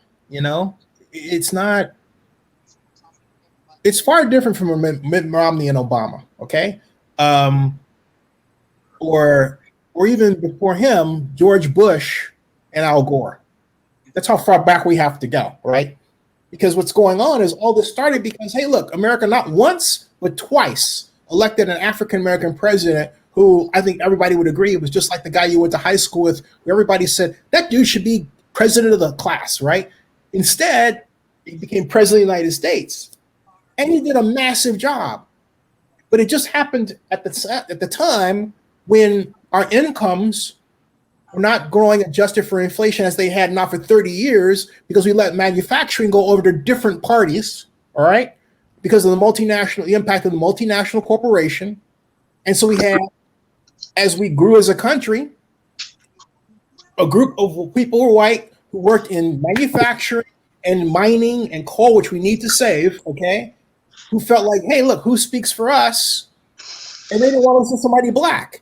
And so here you have this person who came along, who listened to these data analysts who were saying, hey, look, those folks are racist. They think this way. And instead of ignoring them, they decided to do what? Ignite. They decided to trigger them. It's wrong. It's wrong. All right. And again, I go back to George Wallace. Those people are the George Wallace types that back in the 60s were thought of as what? Nutso. Racism is a mental illness. Period. End of story. You don't use it to advance. You call it out. You get people help for the sickness that they have. We can't do it when we have a president that's igniting that mental illness. But nobody in this conversation right now is racist. Nobody in this conversation right now about a president who is supporting. You're wearing the hat of a dude who is racist. So what is anybody supposed to think, right? It's kind of like, but you're wearing a hat of a dude who is racist. I mean, you're trying to get a man president. But Joe Biden has signed, like when like tonight. Let's go back to the American Predators. I remember when I was in high school. I remember how I felt when he said that. Okay, I remember that too. Do you remember how you felt when Trump called for the castration and then murders of the Central Park Five without even finding out if they were guilty of anything first? How'd you feel about that? Now, when I heard about that, it wasn't like I heard about that in the 90s. I didn't hear about that until... Support him. Donald, do you know what Central Park 5 is? I know what the Central Park 5 is. You know who I know who they are. They're the 5 young black men that were accused of raping a girl in Central Park. Jogger, right. And none of them did it. No. But the point that I'm trying to make is I didn't know about him or him being involved in that case, the Central Park case back then. And all the stuff that I heard within the past 2 years about the Central Park 5, that's when I really learned about the Central Park 5, about 2 years ago. You just learned about it 2 years ago? Okay. Yeah, about 2 okay. years. How about I'm being totally candid with you. Okay. I hear you. I'm listening. I'm saying this. The point is, the man is racist. Do you have to? Somebody has to write it up on a board 5 or 6 or 7 or 8 times to tell that this man is racist and you're supporting him? Guess what? Some of my best friends are white folks, and they would get real upset with you for supporting Trump. because they know he's a racist. They know it. And do you know what racism does? That's the reason all these people are dead over. That's why they got this Palestine problem that they have over in the Jew particular area. Middle East. All of that's racism. Yep. So if you got somebody most of the Americans are somewhat racist because of the way this country was formed. We were in slavery for 400 fucking years. 400 years. And if you're black, let me tell you, you got all the stuff your parents and all the stuff that your great-grandparents have gone through to make you stronger. They mated us. They took all the strong black people, mated them. That's why you got so many fantastic football players, basketball players. That's why you got people when they do get in college and you give them the opportunity to learn, they're smarter than everybody else. And I know you know this. So you're going to support a man that don't like your people? How can you possibly do such a fucking thing? I'm 86 years old Thursday, and I don't want to ever know a black person that's voting for Trump. So if you are, keep it here, because you may be a nice person and just got whitewashed. And I'll leave it at that, because I love the Lord, and I do not dislike anybody, because I don't want him kicking my butt. And that's what I feel. Yeah, Donald Trump. I'll tell you something. When Barack was in, I feel like this. We elected Donald Trump, and we have put up with Donald Trump, and a lot of his people have made excuses for him. And look what's happened to our country. We got the pandemic. We got 200,000 people dead because of Donald Trump. Yep. You know, I don't hate Donald Trump because I love the Lord. And he says not to hate anybody. But if you go start reading Psalms, David, talk about David, Genesis, going all the way back. I know every book in the Bible. And they point to people like Donald Trump. Donald Trump is just like Nebuchadnezzar or whatever they called it with Moses when he was trying to bring his people out of Israel. There are things like I said, that go far beyond politics and policy. Is in Revelations. So get with the right group and get away from that son of a bitch. What are you saying, Bill? I was saying there are things that go far beyond politics and policy. We'll never know exactly how many people could have been saved if there was 18 days from the time that he was given his first, what's called PDB, Presidential Daily Briefing, about Corona, and when he finally acknowledged that he'd been briefed. And then when he finally acknowledged it. And guess what, Bill, I just learned 2 days ago, he made those meetings classified. Just okay. Sure.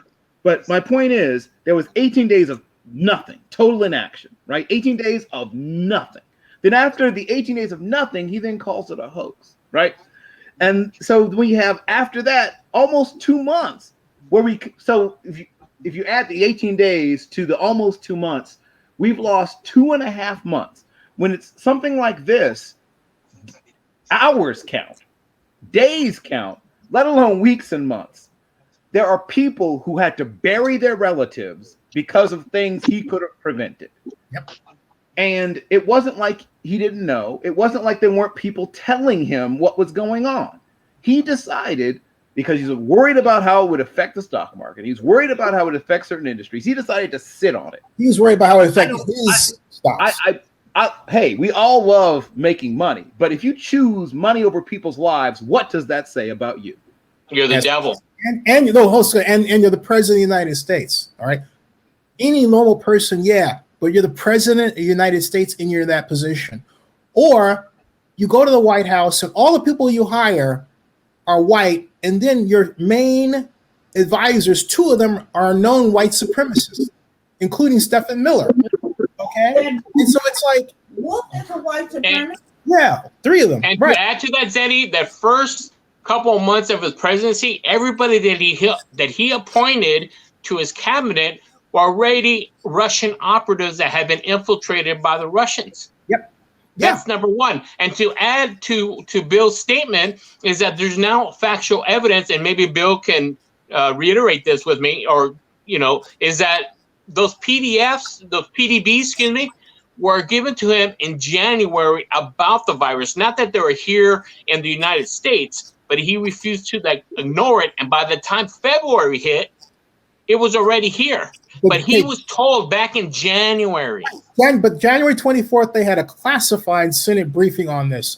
And down here in Georgia, there's this John Ossoff that's running for Senate against Dave Perdue. And he talks about Dave Perdue being in this classified meeting about the coronavirus and coming out and dumping his stock, okay? But what nobody has ever said is, hey, look, why was the meeting about the coronavirus classified, and what did they know that we don't know, all right? And these folks are covering this stuff up left and right. This thing could be anything. It could have been created in a lab in America, financed in part by us, but we never know it because no one's telling us exactly what's going on, and he covers it up with the China thing. And then on top of that, Steve Bannon, one of his advisors, who was one of the first to figure out that, oh, hey, maybe we'll use a race card, right? That was his thing, all right? Turns around, he's arrested on where? He's arrested on a yacht owned by a Chinese billionaire who was kicked out of the country. Why? No one knows, okay? Another question unanswered. This is a guy who President Trump wants to screw up the country for himself. It doesn't matter if it's that or the many allegations flying around that he's part of a national or international front that wants to, advance white supremacy, which a lot of people believe. And you would even dare to support that? I don't want to deal with rumors because I don't believe that. I want to deal with the things that I know he's actually done. Here's the things I know he's actually done. So going back almost 50 years ago, 47 years ago, before he was running the whole thing, but he was being brought up under his father, they had to settle with what do you call it? The FHA over housing discrimination. And it was, I guess it was a stone, not a big amount of money to them, but it was a couple of tens of millions of dollars they had to settle because they used to encourage people, despite what they may have in terms of money, to live someplace else, right? If they didn't look a certain way. And this, once again, they got cited on not just one or two, but this was several occasions that the Trump organization was cited for this. Now, once again, I don't know if he's part of some secret whatever. Hey, I don't care about that. I want to concentrate on the things he's actually done. I don't care about what rumors, innuendos. No, the things he's actually done, the things he's put his name to, the things he went in court to try to prevent or try to do. So just looking at those things, looking at the things he did to all those people that he defrauded with Trump University, which I assume you knew about. Oh, yeah. All the things he's done to all the small business owners that he's put out of business in some cases who did work for him that he stiffed. Looking at the things that he did in terms of dismantling our pandemic response team right before we got hit with the pandemic. Like what kind of, like you don't have to be a genius, just don't mess with it. All he had to do was not get in the way, but he couldn't do that.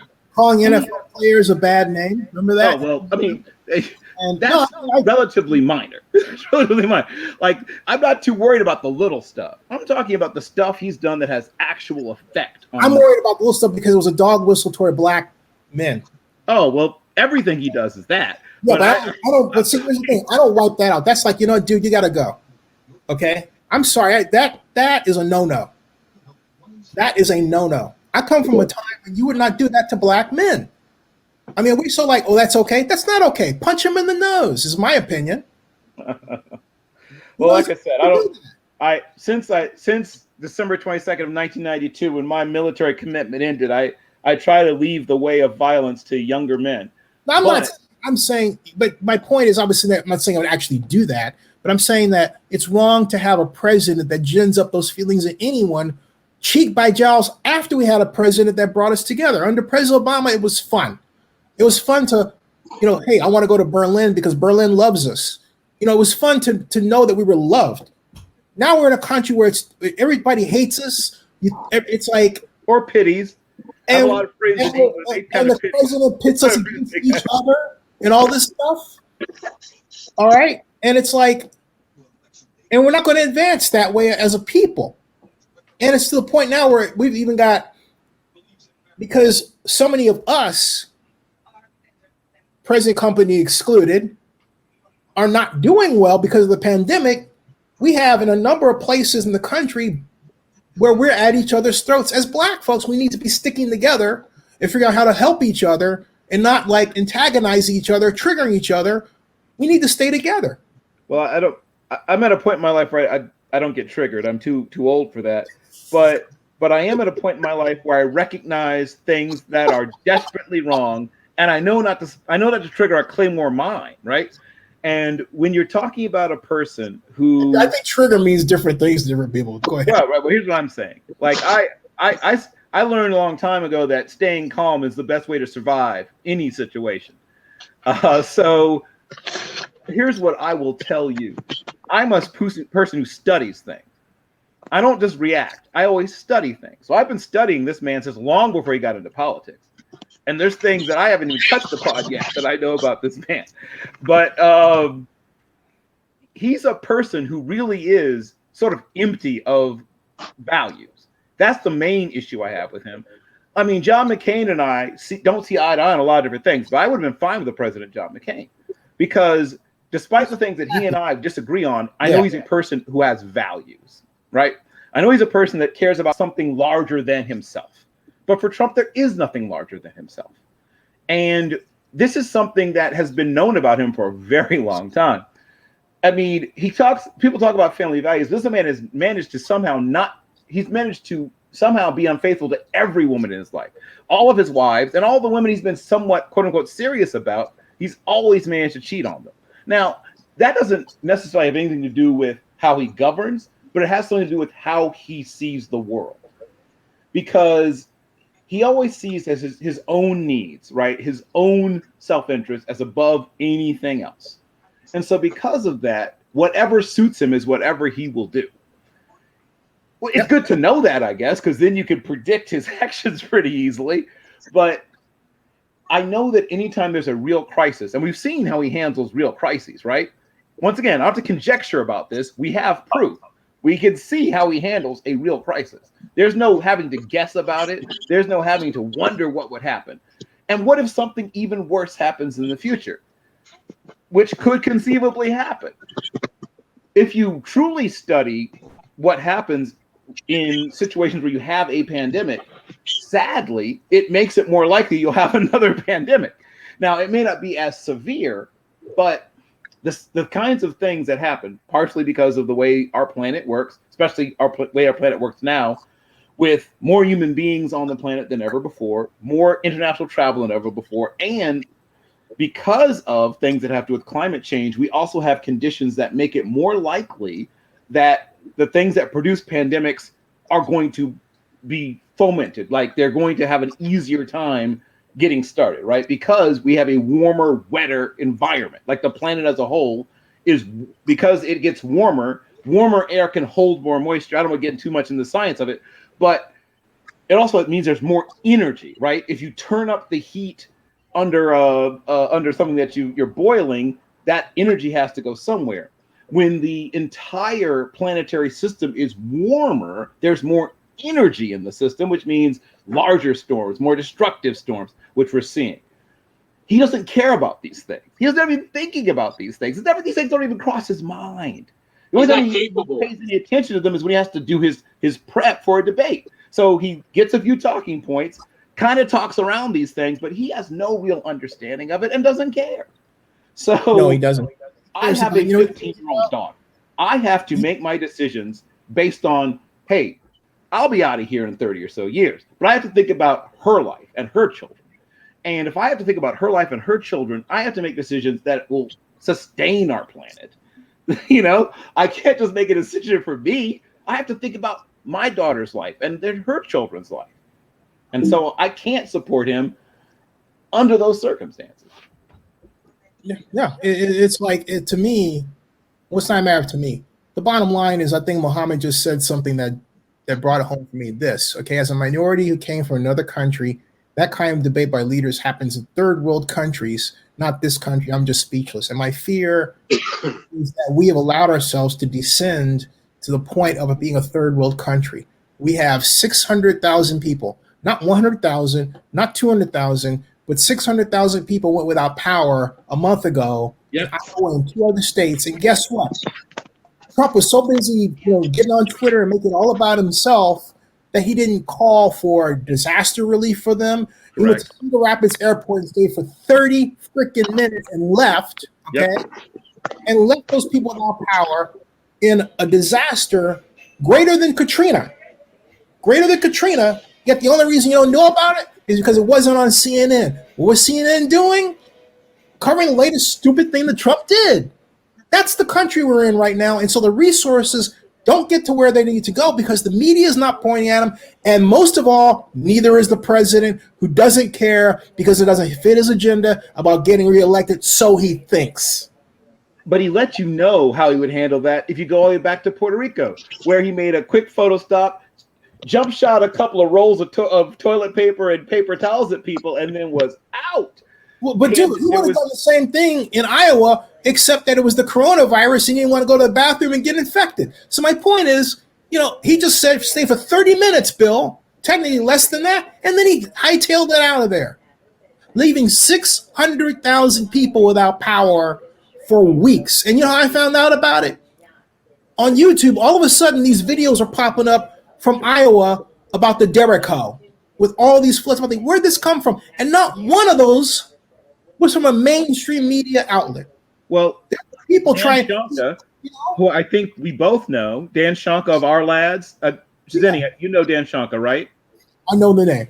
Okay, well, Dan Shonka, longtime NFL scout, now works for Our Lads. He lives in Iowa, and so I've been talking to him when he could get on Twitter, when he could get service or things like that. And my friend Chris Spooner, who's a younger draft Twitter guy, is also an Iowa guy. So I knew what was going on in Iowa, and I live not that far. Like, we got some weather here in Chicago, but nothing like they got in Iowa.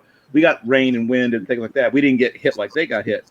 But the thought that it would occur to him to get more involved, it never would occur to him, right? That's how you know you're dealing with someone who truly is a malignant narcissist. When you're president of the United States and Americans, because once again, if I have to remind us, Puerto Ricans are Americans. We saw what happened to them and he couldn't care less. And then we get what happens in Iowa, right? This is Iowa. Like, there's no debate. These are U.S. citizens. They vote. But somehow he couldn't get it to stick in his mind long enough to make sure these people were taken care of. 3 states, man. Yeah. 3 states, okay? Do you know how many acres of crops were wiped out in those 3 states? Hundreds and hundreds of millions of acres. 10 million. Yep. Okay, not hundreds. 10 million acres were wiped out. That's an economic loss of 1.5 billion. Okay? That has a ripple effect to restaurants and our food stuff and everything else. And numbnuts let that go because he didn't care. And that's your president. And you know what supersedes all these factual things all of you have said is the fact that I still can't believe that anybody of color would support President Trump based on tonight. The fact that he said this to the entire nation, that he would not denounce those racist groups, was enough. Which should be enough for anybody of color, whether you're black, brown, yellow, or whatever color. How can you even insist on even thinking about voting for Trump? Okay, we must have heard 2 different things, because I heard him say, sure.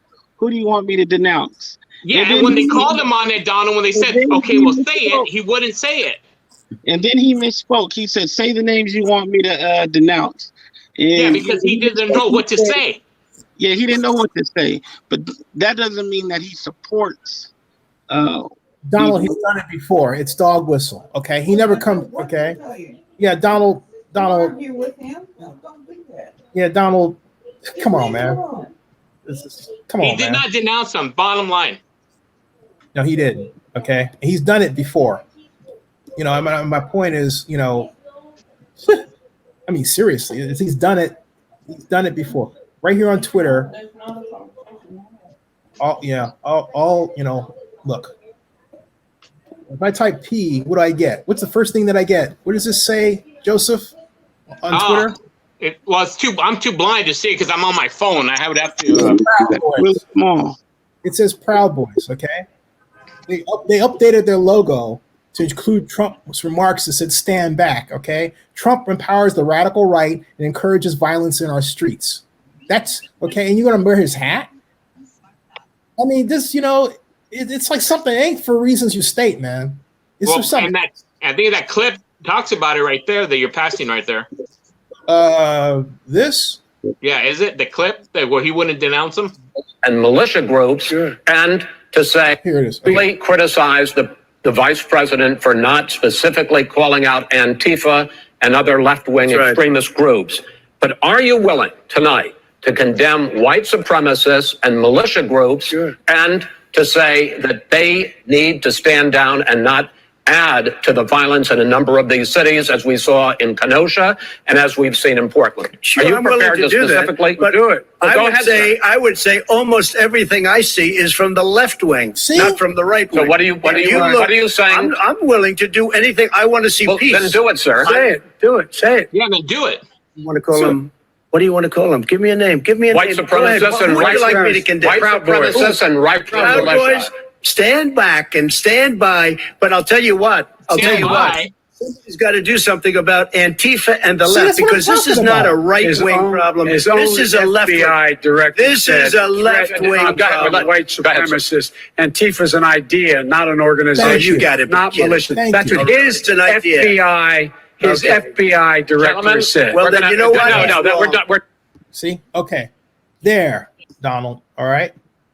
There you know, go. when he says stand back and stand by, to me that means be on the ready.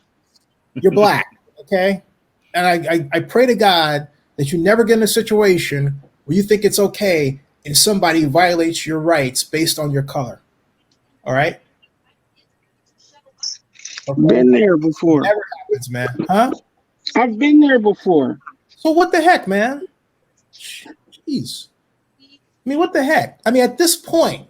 Did I ask you not to do? Yes, ma'am. Yes, ma'am.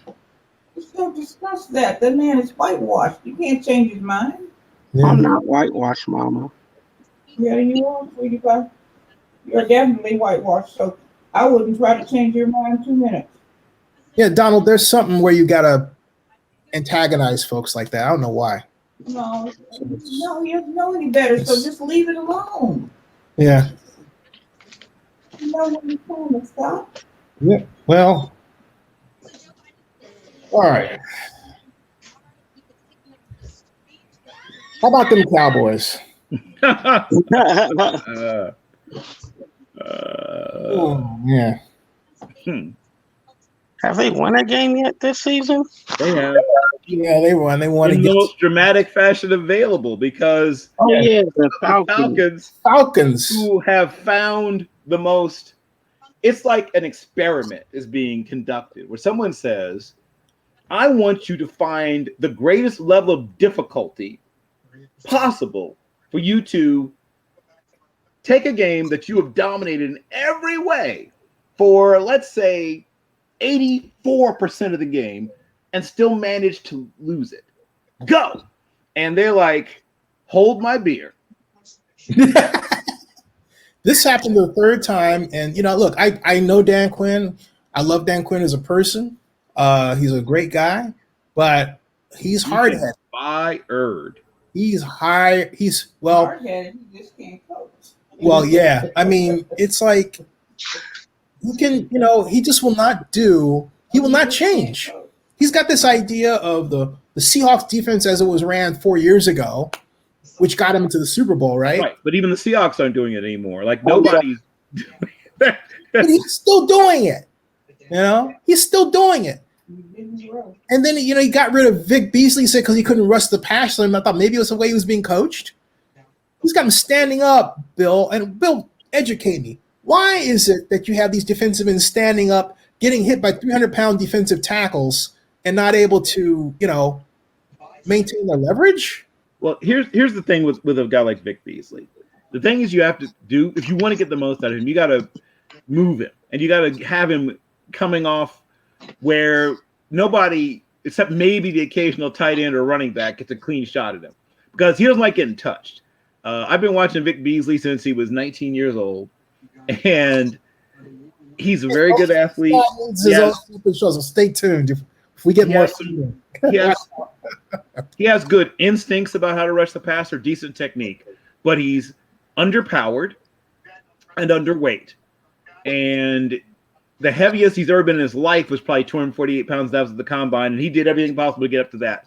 His walking around weight's probably 239, 242. So he's not going to do well if a 312-pound guy gets their hands on him. That's not going to be how he's going to make his living. So, frankly, standing up, that's not the worst problem. You have to hide him a little bit. You need him to stack behind somebody, essentially. Stacking him. That's what I'm saying. You got to move him around. Oh, they were there. They left him like a sitting duck on the edge against the Rams, and the only time, the only time he actually got in the backfield was, guess what? When he went down on threes. And I said, leave him there.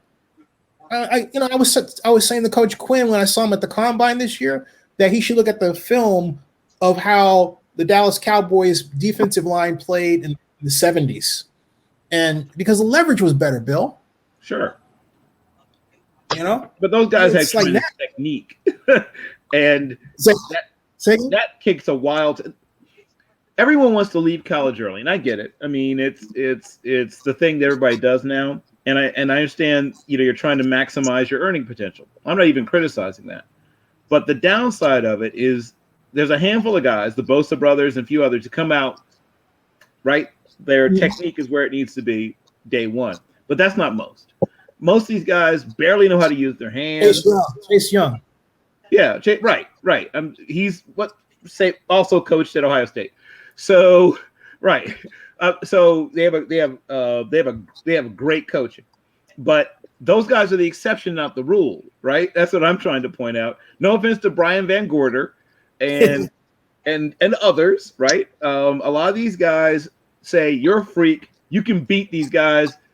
I'm going to work with this guy who needs my help, right? Which makes sense. You spend your time as a teacher with the students that need the most help, and as a coach, you spend your time coaching the guys that need the most coaching. I get that. You have this guy who's beating everybody pretty much on pure natural ability.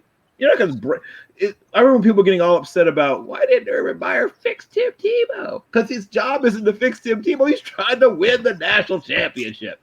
If Tim Tebow gets fixed, that's all well and good. But that's not his job. His job is to win games in Florida. If it just so happens this guy becomes a better passer during it or because of it or around it, fine. But that's not his gig. That's not what they pay him to do. Same thing with these pass rushers. I mean, remember Aaron Maben, who became absolutely nothing? Yep. Once again, terrific athlete, a little undersized, but strong for his size, though he was undersized, but his technique was, to be kind, underdeveloped. He had 2 pass rush moves and was really only confident in one of the 2. Yep. And so as soon as they know that about you, they know, well, okay, all I gotta do is vertical set this dude. Boom. Now what you got, son? Yep. And he didn't really have something. And that's why, Bill, that's why I say every defensive end should be modeled after the beautiful Harvey Martin. Oh, wow. Who should be in the Hall of Fame but isn't? You know what? That's a crime. Okay? Oh, I've got a list of crimes of guys who should be in the Hall of Fame. Cliff Branch. Well, but even more than Cliff Branch, Art Powell, who played before Cliff Branch when it was even harder, right? Because they didn't have the illegal contact rule and stuff like that, and he managed to outproduce Cliff Branch. You know, Art Powell, who started his career as a defensive back, in fact, with the Eagles, who had no idea what they had in him. Then he spent a year in Canada. Then he goes to the Titans, who later become the Jets. And that's where Al Davis sees him when they're playing against him and says, oh, my God, they have no idea what they're doing with that kid. Let me have him. And he comes to the Raiders, and he still has some franchise records. I think he still holds a franchise record for yards per reception for a season, and I think he still has a franchise record for the longest touchdown reception. He does. And he did it, frankly, with quarterbacks that weren't as good as Kenny Stabler. So if you want to try, I mean, no offense to Cliff Branch, if you're trying to get an old Raider in the Hall of Fame who played wide receiver, work on Art Powell first. Well, hold on a second. Darryl LaMonica wasn't that bad. He wasn't trash, but he wasn't Kenny Stabler. Well, you're playing a Sid Gillman offense as interpreted by Al Davis. You don't expect him to be that. Stabler really insisted on throwing short even when Davis didn't want him to. And so Kenny, by his own mental design, if you will, altered the Raiders' offense so that was more efficient because he would throw those. Yeah. He would throw the swing. Well, Dave Casper, right? Dave Casper was making all pros because of that. Who handled my 401k? Just had to put that. Same guy. Just had to put that out there. Same guy. I love Dave Casper. And speaking of Ken Stabler, as much as we like to many of us like to throw Derek Carr under the bus, isn't he? If I'm correct, Bill. I don't. No, I said there's I've never many. understood the Derek Carr hate. I've never gotten it. I've never once understood but it. he's 2 touchdowns behind Kenny Stabler is the best Raider quarterback that's ever lived. He's going to own all the franchise's passing records by the end of this season. Yep. And somehow people decided he's not good. I don't quite get it. The problem is that every time he's the helm. He's at the helm when the Raiders lose, and so basically he was wearing the Raiders' losses. He is wearing an organizational instability that was built in by Mark, who came in, wants the shiny objects, who will grab a piece of paper and say, "I want corners," okay? And he's not like Steve Bisciotti, who were just sort of hands off, right? No, you are correct there. Or the late Clint Murchison, the Dallas Cowboys, rest in peace. He was the king of the corporatization of the National Football League, right? I had the pleasure. Ever tell you that I got invited by the Cowboys to be at their office? Really? Yeah. I was Skyline High School. And I was a big Dallas Cowboys fan because my mom had, as a friend, Otis Sistrunk, and he came over to the place once. And I came down. I was really into Star Trek then and now. And I remember saying, "Hey, Mr. Sistrunk, are you into photography?" And he said, he liked pictures, but I brought my Nikon camera, but he said he didn't quite know how to use it. And then I asked him if he was into Star Trek. He said no. And I was a kid. I was 14. So I always thought Star Trek or photography, and that was it. And so I said, "Well, it's nice to meet you, Mr. Sistrunk." And I went back upstairs. But I felt bad. And so I remember I found this book that my grandmother bought, my late grandmother, called the NFL's. Actually, my mom bought it. It was the NFL's Encyclopedic History of Professional Football. And I paged through it, and I found Otis. But then I also found Tom Landry, and they talked about how he used multiple offense, which was originated by Almost Alonzo Stagg way back, at the turn of the century. And then they talked about how he applied engineering feedback and control system to defense and created the flex defense. And because I was interested in engineering at the time, I got hooked. And so all that poured into, I was getting the Dallas Cowboys Weekly. Also, because I had the cheerleader spread in this middle. I was a kid, okay, but I would read it I read the Dallas Cowboys Weekly 5 times before I was tired. I mean, like cover to cover, okay. Remember the original Pro Football Weekly, Bill? Yes. With Huff Arkush. Yeah, it was, and his dad was still the editor in chief in those days, and they had Carl Marasco. Yeah, so the Marasco brothers. Yeah, hold that thought, because I don't want to finish. Arthur Sr. Yeah, go ahead.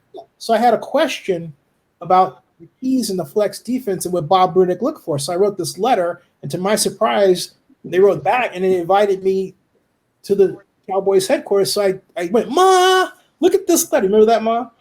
I said, "Ma, look at this letter from the Cowboys." And Mom worked for United at the time, so she arranged it so I could fly down to Dallas for a day. And they gave me the whole conference room. I was like 16 years old at the time. They gave me a whole conference room with 6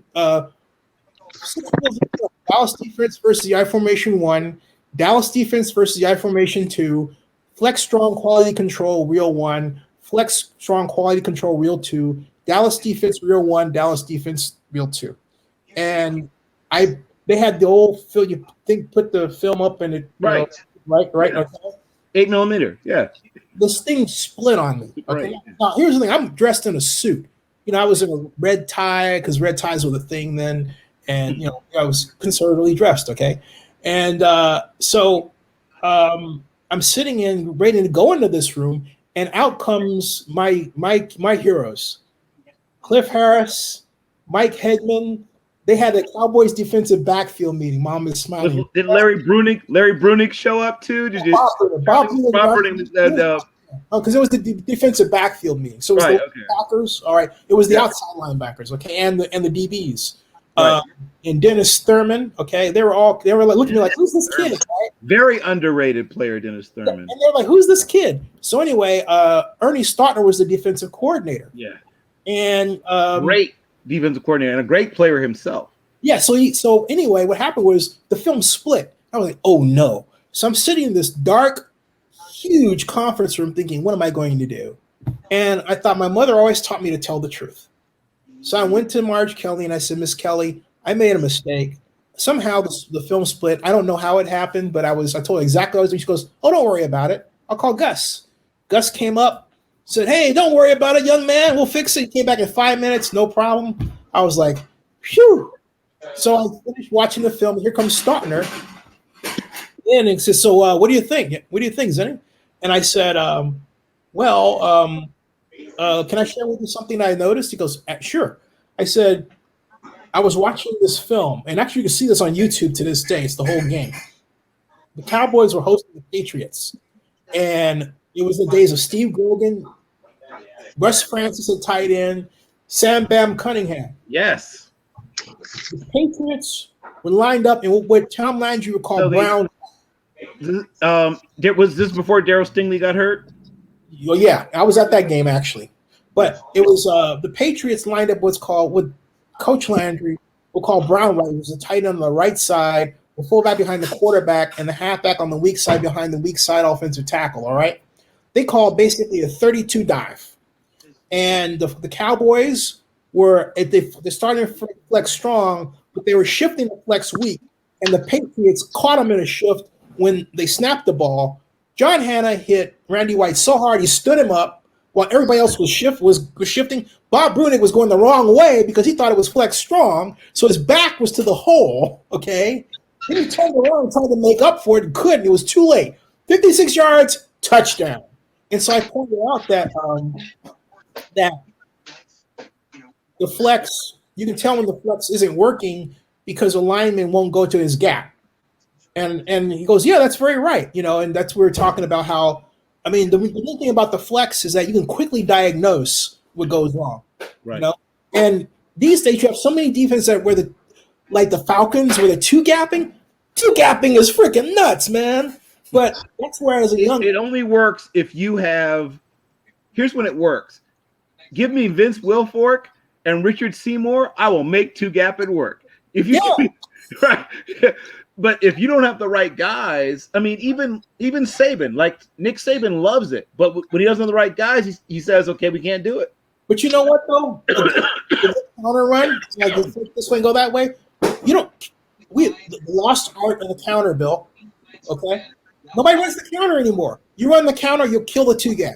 I'm with you. Run the counter. It's like Gruden. Okay, I don't know how many people saw the Gruden. Vegas. Patriots versus the Raiders. Yeah, I watched it. I saw it. Did you see Donald? Did you? I saw it. Yeah, Patriots Raiders. Okay, you've got John Gruden does not know how to run the same play twice when it works. Have you noticed that? It's like he'll run. Okay, hey, Josh Jacobs picks up 10 yards and a first down. You go back to him.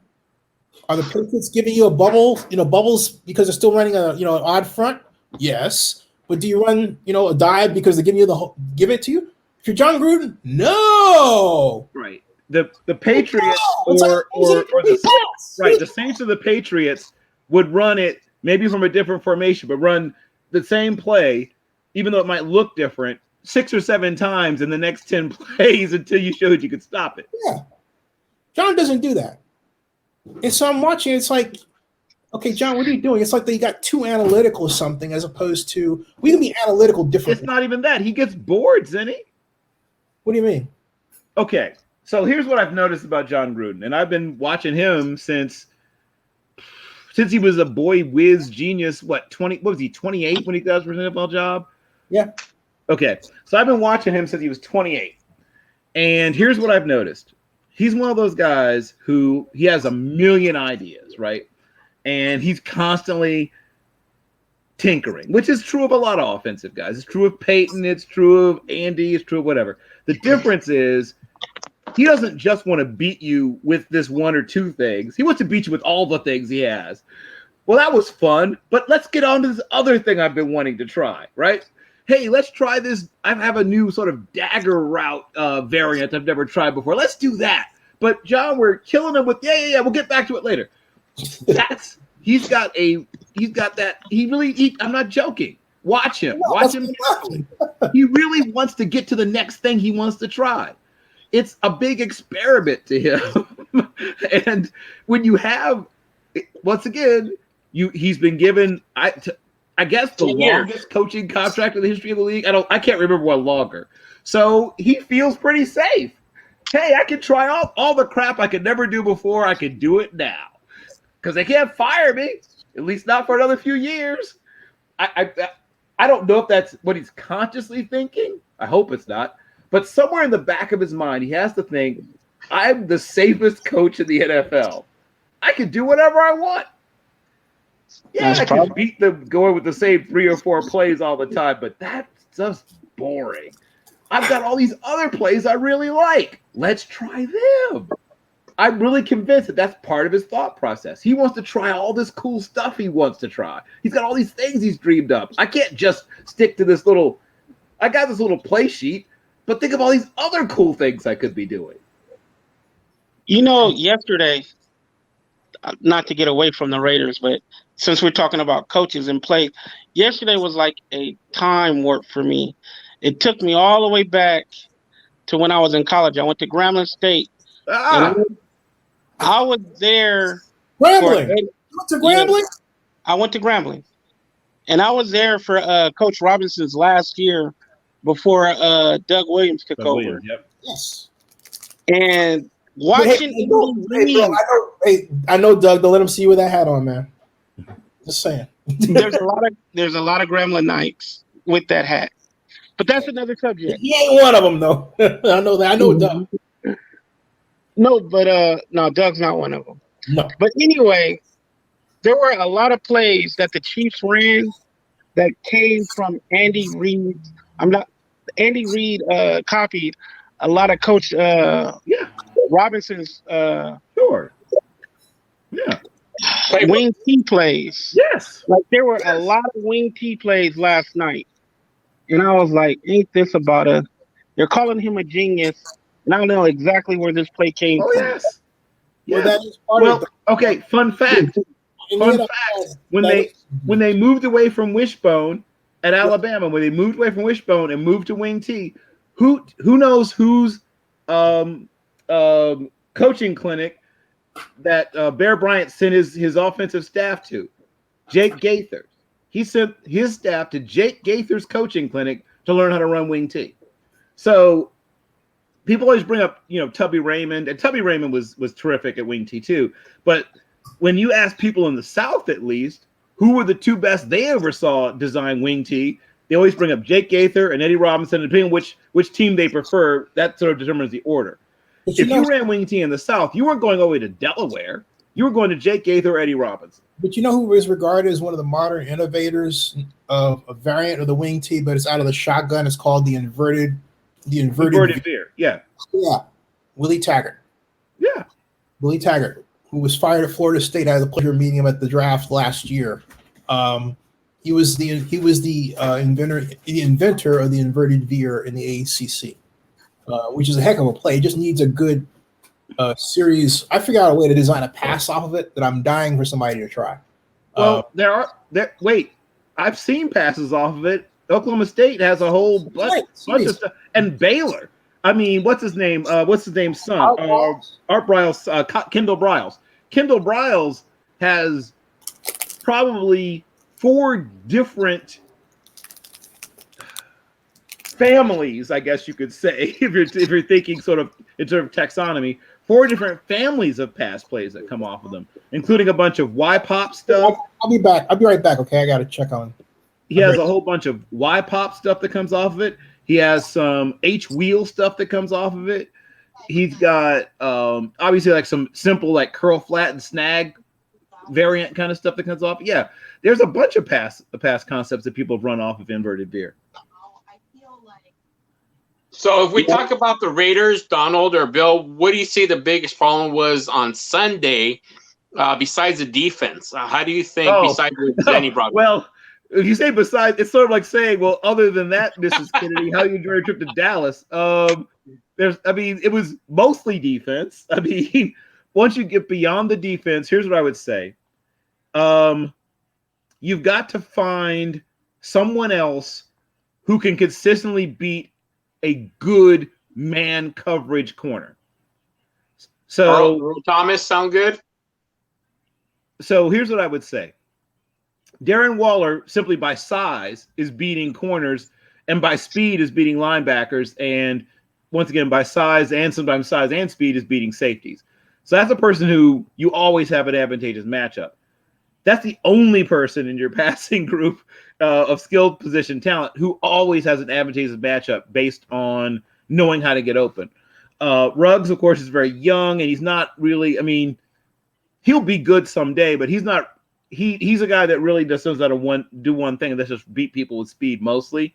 He's becoming a better route runner, but he's another probably year, maybe 2 away from being a guy who can be like a wide receiver 1. He's like a wide receiver 3 probably right now. You guys don't really have a wide receiver 1, come to think of it. So that's part of your issue. Jacobs is a very good route runner for a running back, and a great runner for a running back. He has very good hands, but he's not a guy who's going to run away from people for the most part. So he's capped to a certain extent. You can get plays, but you can't get explosive plays in the passing game out of him. He's not a guy. You know what I'm worried about real quick about Josh Jacobs is that the way I see Gruden using him, he's going to burn him out quicker than. Okay, so here's a fun fact. Do you know what player in NFL history holds the record for the most touches in an NFL season? No. His name is James Wilder, and he was a running back in Tampa Bay. Anyone want to guess who the head coach in Tampa Bay was at the time?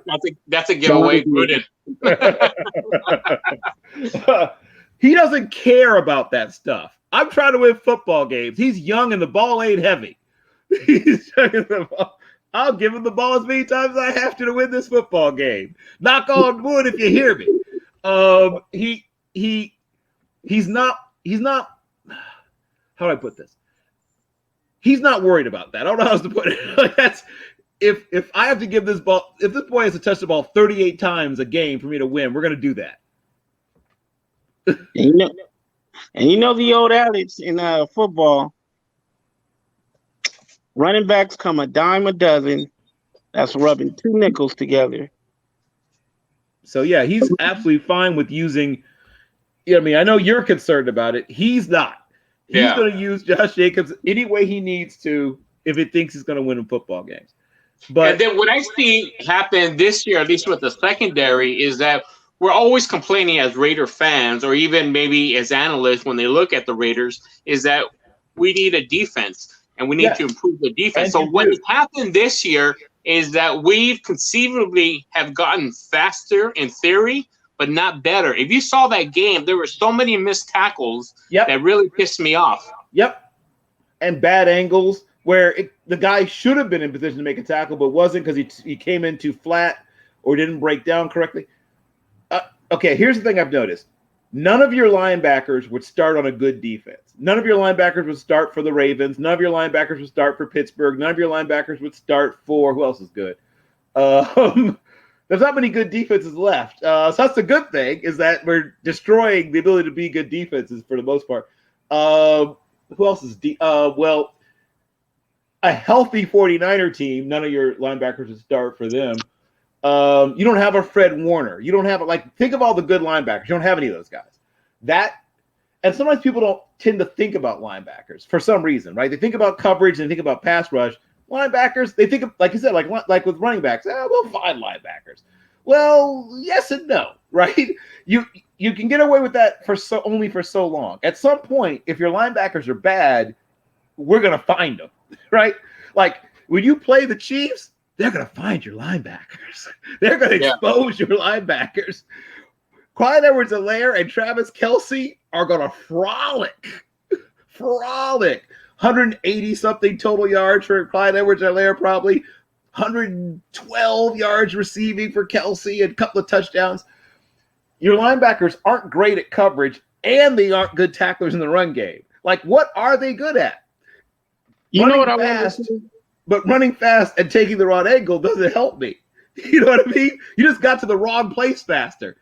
You know, I would rather have a guy that goes in the right place but gets there slower than a guy that runs 4-4 taking a bad angle. So now he's taking himself completely out of the play. I'd rather have runs 4-7 on a good angle. I want to see the Raiders bring back Vontaze Burfict and sign Eric Reed. What about Earl Thomas? Earl Thomas already signed with the Texans. He did not. He did not. He didn't? He did not. No, you have not been following the story, my young friend. So what happened? So I'll tell you what happened. And I think this came from ownership, though I can't prove anything. I think the coaching staff wanted him. I think the ownership said, nope. That's what my theory of it. So they had a 3-hour meeting. Do you follow John McClain of the Houston Chronicle? I will after this. Okay, so John McClain, first of all, if you care about sports writing, he's only got a couple more years left in him, so you better get those two. He's one of those guys who's been covering football since the AFL, so he's on a short list of really historians. Like Ray Horrigan's retired, and I think Bouchette's about to retire soon too. So, you know, if you really care about sports writing, no offense to the young guys, but the old lions are all about to retire. John McClain of the Houston Chronicle is one of the great old sports writers. He's been writing about sports for 50 plus years. He first sort of came to prominence during the Love You Blue era of the Houston Oilers. But now he covers the Texans. So he, once again, the kids say spilled some tea.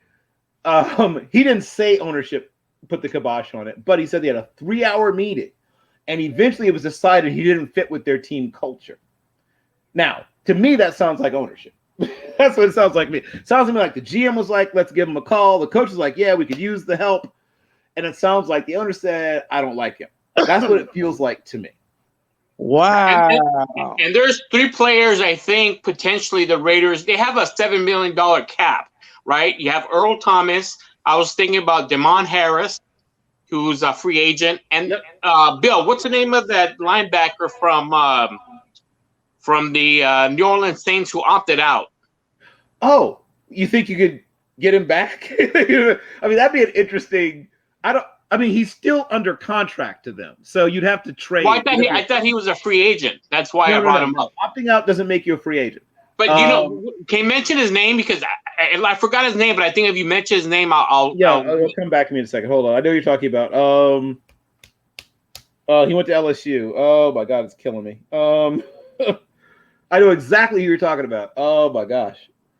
He's someone who runs fast and can tackle. So I know that's what you think. That would be a big boost to you. Oh my God, I know exactly what you're talking about. And I'm trying, and I don't have a computer for me to look it up right now, or else I would do that. But well, I guess I could cheat and look it up. I was trying. Okay, I was trying to do it without looking it up. I know exactly who you're talking about. And while looking that up, the other person I thought of, Donald, was Damon Harris, who was a free agent who played, I think, with Detroit last year. And I think he's another. No, he is a street free agent. Yeah. the only opt-outs I think they had were Cole Wick and Jason Vanderland. Now, Jason Vanderland was a quarterback in college at Grand Valley State, and he's now a tight end or an H-back now. And then Cole Wick is also a tight end. So I don't. No, it wasn't those two because I would recognize the names. So I would have to log off completely. I only see two opt-outs. Like I'm looking at their their roster now, and they only have 2 players listed as opt-outs. So this guy would be a free agent now. Well, then, right. Good point. Okay, so he might not be listed as a Saints opt-out. Right. So let me look at their roster from the year before. That's probably what I should do. Yeah, that would be the smart thing, right, Bill? Okay, let's do that. Right. That maybe to Lair. No. Okay, hold on. I'll have it in a second. So I'm on their 2019 roster, and I'm going to sort by position. Here we go.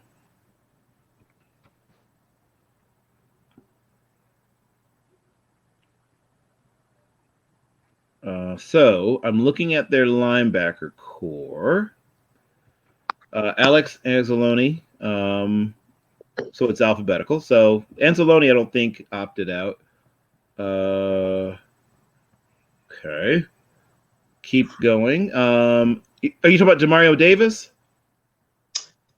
That sounds familiar. I don't think that was him. You know what? Maybe he was maybe I got confused. Maybe he was a offensive lineman, a right tackle. Maybe. Well, that would be somewhat completely different.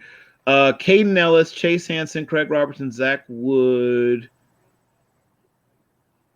Yeah, it might have been my bad. I might have got that mixed up. Okay.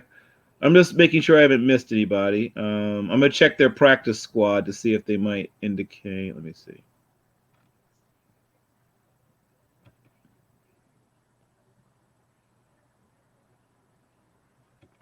So if you look that up, I was going to mention that pretty much as of now, I think Trent Brown has been a bust. I mean, out of the last 18 games, I think it's frankly, you should have seen that coming. They gave him a lot of help. AJ Klein, Demario Davis. I'm just going through the 2019 linebackers. I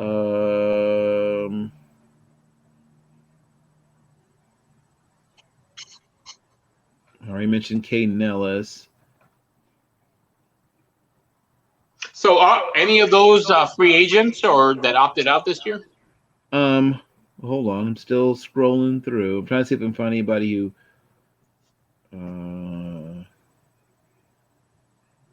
You going somewhere?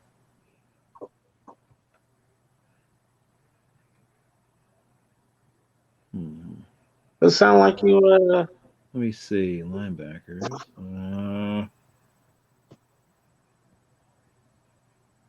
Oh, I thought you had on shoes or something. I had to take my hat off. My friends didn't like it. Thank you.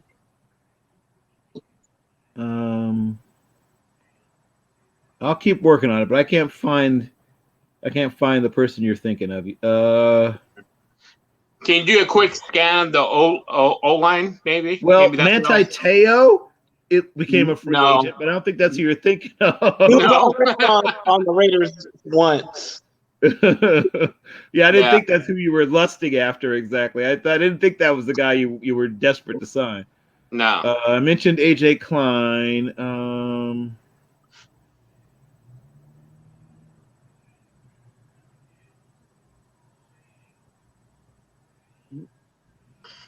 I mentioned Caden Ellis. I mentioned. Yeah, I wish I knew because I don't want to log off just to look for it. And you said he was from the Saints? Yeah. Kiko Alonso? No, you can't mean Kiko Alonso. No, He's that's what I think. I might have misspoke, and maybe I was thinking. I know I was thinking defensive line, but maybe the person that I remembered was offensive line. Okay. It could very well. Oh, but unfortunately, he's on the PUP list, or was on the PUP list. But yeah, so I can't figure out who you wanted off the, unless it was a different team. But yeah, here's what I will say. you can either you can go one of two directions. You can either sort of try to cut your losses by playing sets where you have fewer linebackers on the field, like a lot of teams do. There are more and more teams basing in nickel. Like that's their base defense. Probably half the defenses in the league now are basing out of nickel. They're in nickel. Most defenses, frankly, are in nickel over half the time anyway. Your nickel is a starter nowadays. But you still need nickels who can tackle. And you used to have LaMarcus Joyner, who was a good tackler. He just had trouble staying healthy. Then you got John Abraham, who's a terrific tackler, but he has trouble staying healthy. I'm noticing a theme. Plus, he has a chipped collarbone. So. Well, I just said that. He has trouble staying healthy. Like I said, LaMarcus Joyner was shown the door, and then you drafted John Abraham, and now you found another terrific tackler, but he can't stay healthy. I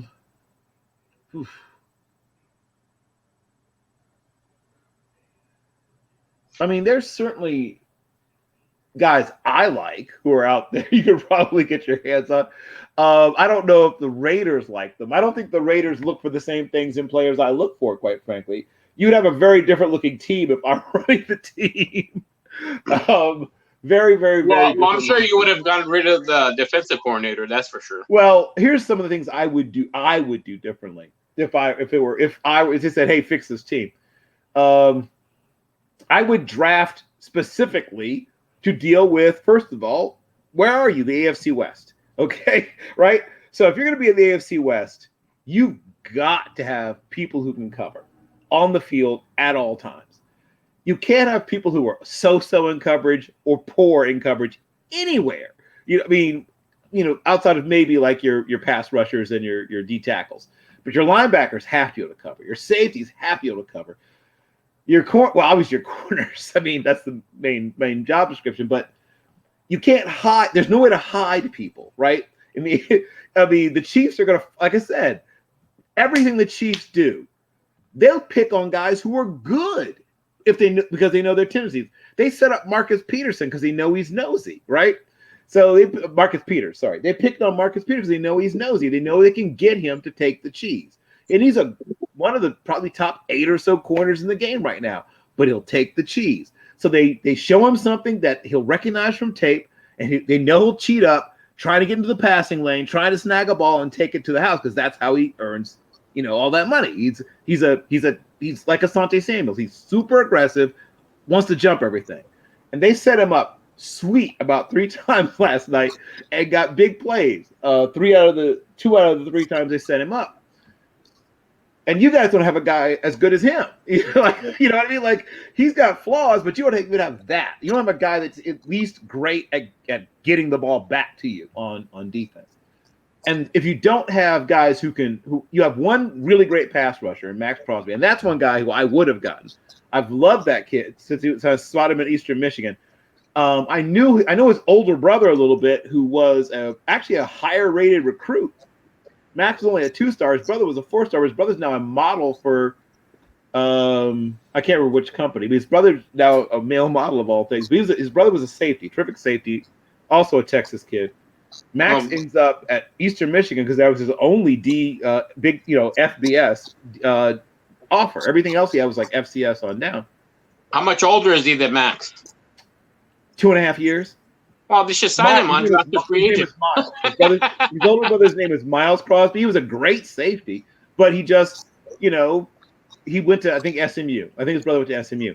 But somebody offered him when he was like 20 years old, someone said, how would you like to make 6 figures and stand next to beautiful women for a living, as opposed to playing safety at SMU? And he was like, where do I sign? So that's so he became a male model. But and he also has like a podcast. I can't remember what it's called, but Miles has a podcast out there too. But yeah, so I've loved Max Crosby since I first spotted him. He was probably 19 years old back at Eastern Michigan, and he was still kind of skinny in those days. But he's fixed that. He's like 272 now. When I first laid eyes on him, he's probably 229.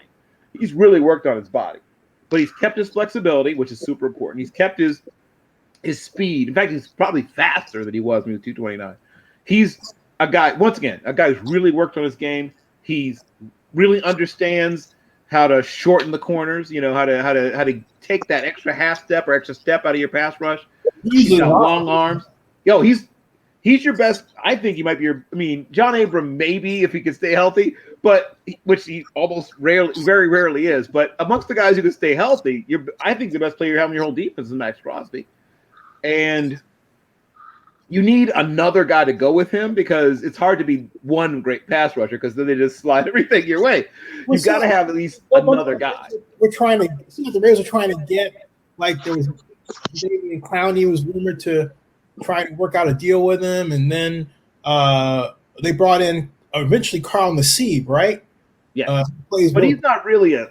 He plays defensive end and tackle. He goes back and forth. Right, he's not really a pass rusher. Like he's good against the run, and he could push. He gives you some push, but he's not screaming in off the edge. Like that's not his game. Right.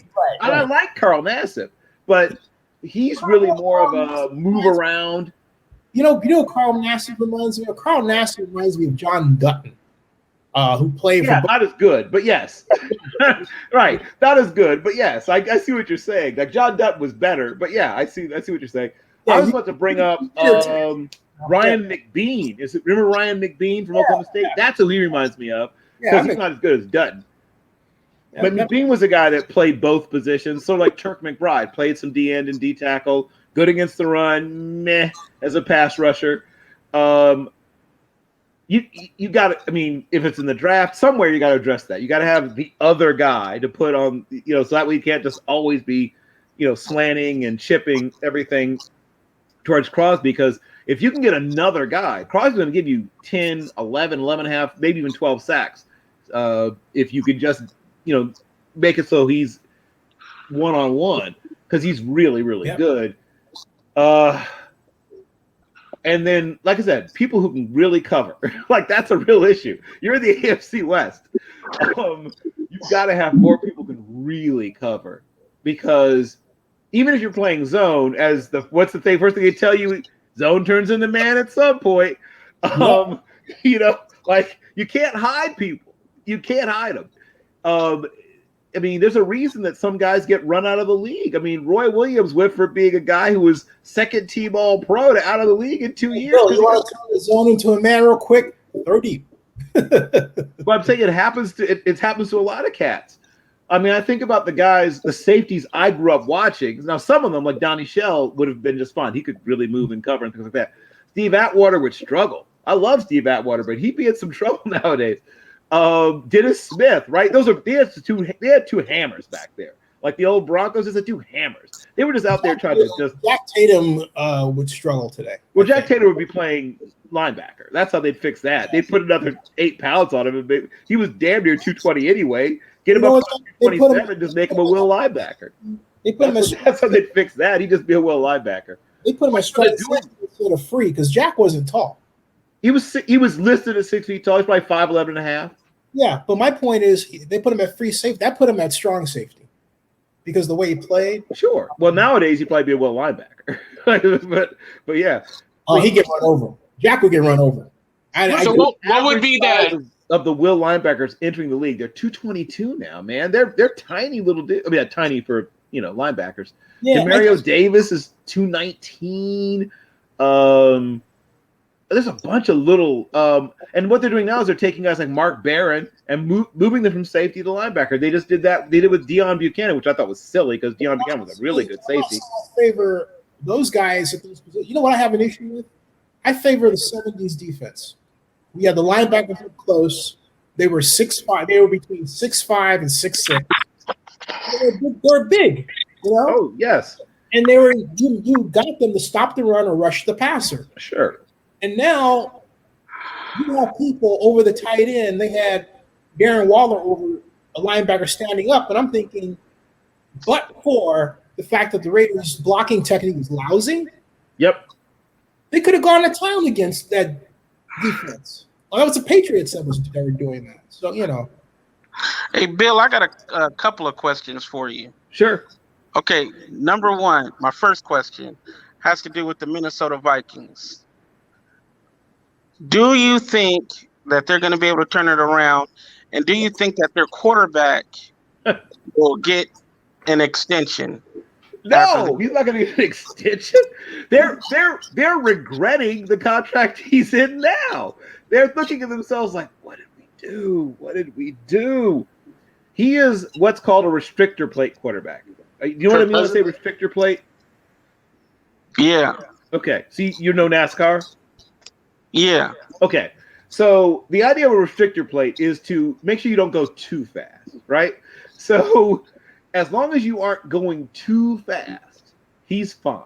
As long as you don't need to do too much, he's fine. He's very good in play action. He's accurate, especially on passes underneath and across the middle. But God forbid you get in a shootout, right? God forbid you get in a situation where you've got to come back. God forbid you get in a situation where he's got to find somebody, that third or fourth guy, especially deep and outside the numbers.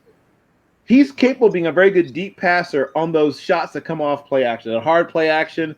You know, Dalvin Cook's been gashing you. He, bootlegs out. That they run that thing where you think that outside zone is coming, and everybody takes that step and a half forward, and boom, he hits you over the top to Kyle Rudolph or Adam Thielen. Fine with that.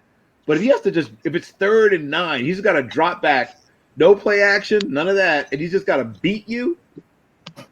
That's, like he's going to give you some opportunities as a defense.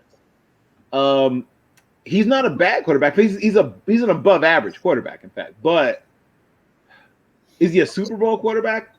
I mean, Flacco was a Super Bowl quarterback. So if everything's perfect, the answer could be yes, right? I mean, there have been some quarterbacks who were just kind of, right, who have Super Bowl rings. Brad Johnson, God bless his soul, isn't the guy you would want to lead your team, but he can get it done under the right circumstances. Yep. All that too. Okay, so Bills versus the Raiders. What's that? Bills versus the Raiders. What do you say? Okay, so the opposite of the restrictor plate quarterback is Josh Allen. He's the nitrous oxide bottle quarterback, right? Now the problem with the nitrous oxide bottle is it can also blow your engine up. Like either you're gonna go and blow past people, or you might blow up your engine. So to his credit, he has taken much better care of the ball this year, and he's been more accurate this year. He still plays a little looser than I like. Like, he makes me a little nervous, and he likes running head first into people a little too much for my taste. He's basically white Cam Newton. And as white Cam Newton, he's going to do some Cam Newton things. Shrug off 3 dudes, spit out, make a 47-yard throw off his back foot that looks amazing. And like Cam Newton, he will occasionally take a terrible sack or almost get his head torn off by trying to run through a defensive end. So that team is built in such a way that, one, they are one of the few really good defenses that's left in the NFL. Sean McDermott is one of the smarter coaches in the league. Their staff is Brian Daboll, and that staff has done a really good job of accentuating the positives with Josh Newton and hiding. He still isn't great at reading defenses. Don't tell anybody. But they put you in situations where it doesn't matter. Plus, he extends some plays so long that nobody can cover that long. I mean, he made Tyler Kroft look like a god because Tyler Kroft is nothing special, trust me. But nobody can cover for 6 seconds. You know what I mean? Like, there's things, these plays go on forever. Like, nobody can cover for as long as he makes you cover sometimes because he's a combination of, like, he's huge and a really good athlete. Like, that's, other than Cam Newton, it's hard to find too many other NFL quarterbacks you can even really compare him to in terms of what he is physically. Mentally, he's still, in sort of that same tier with Lamar Jackson. And I'm not denigrating Lamar Jackson's football IQ. What I'm saying is that he's not at that level where if something changes between pre and post snap, he immediately has an answer for it. He's still maybe another year or two from that. They're both young. I mean, right? I mean, it's not like the book is anywhere close to closing those guys. The Bills present a lot of problems for anybody. And as I just said, the Raiders linebacker situation leaves me cold, I guess is a nice way to put it. They aren't great at anything. There's not a single linebacker you can identify that you can say, oh, he's great at. They just got him. Well, I get that, but like, I don't care when I get you. I want you to be great at something, even if it's just one part of playing your position. Hey, maybe you're terrible against the run, but you're great in coverage. Maybe you aren't super fast, but you always take the right angle. Maybe you are, limited athletically, but you think the game at a super high level. Maybe you aren't super smart, but you're super fast. But they don't have any of that. Like, there's nobody who's elite at anything. I would disagree with you, and I would say, however, that they do move the ball quickly. And the problem against But are they taking the right angle? Hold on a second. The problem is against the Patriots was that they were really stopping the runs off tackle into the sideline when they were in a standard 4-man front. But the minute the Raiders went to their wide tackle or their version of a wide tackle 6, that's when everything they got gashed. Yes. It was always, if you take a look at the clip, because I was looking at the all 22, it was always out of the wide tackle 6. Yeah. And I'm not disagreeing with you. And my thought is that the Raiders, just like it's almost a mirror of the offense problem.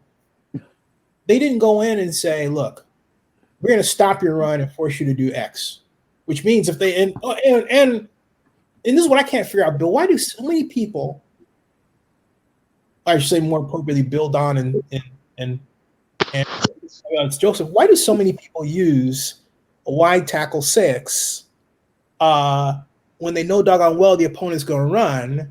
And you see a lot of teams using some variation of that now. And I know the comment will be, well, because people run a jet sweep or they're running quarterback. But if you then turn around and take a look at the tapes where people using a standard 4-man front with, a hat-on hat, guards covered, tackles covered, guess what? It still works. Sure. And yet they don't do it. Sure. I'm like, Sure.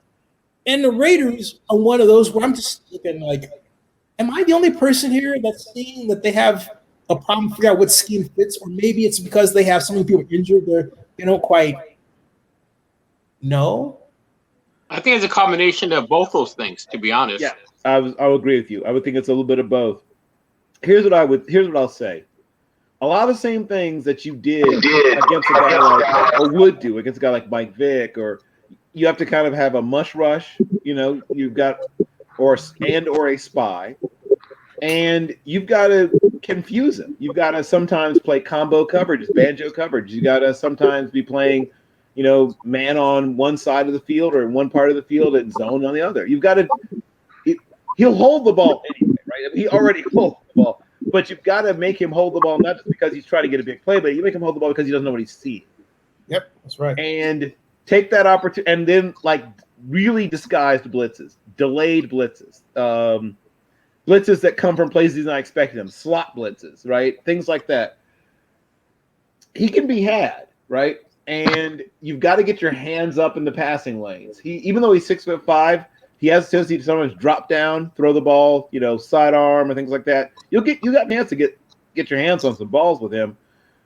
He's a mechanical adventure. I mean, he'll do some things, in terms of you wouldn't show this to your kid. This is not what you'd be like, here's how you play quarterback. He's not that. He's not Steve Young where it's like, oh, this is exactly the way you do your footwork. No, he's not. Weight transfer, maybe if I feel like it, right? So it's all because he has such a strong arm. Like many young, strong quarterbacks, he's strong arm quarterbacks. He's developed a lot of bad habits because he can get away with them. Yep, that's right. Hey guys, let's do this because we've been on for 3 hours, almost 4 hours. Let's set for later in the week. Let's cut this one and let's just debrief because the title is still not about it's about the debate. We need to, let's just debrief. Hey folks, we'll see you tomorrow. Okay, folks, we've got Brian Cowles, who's going to come on at I believe 6 o'clock is the time that we said. I have to double check that. And he's going to talk about the Las Vegas hotel situation. He's going to give us an update. And I set up the stream. Let me double check the StreamYard that I made.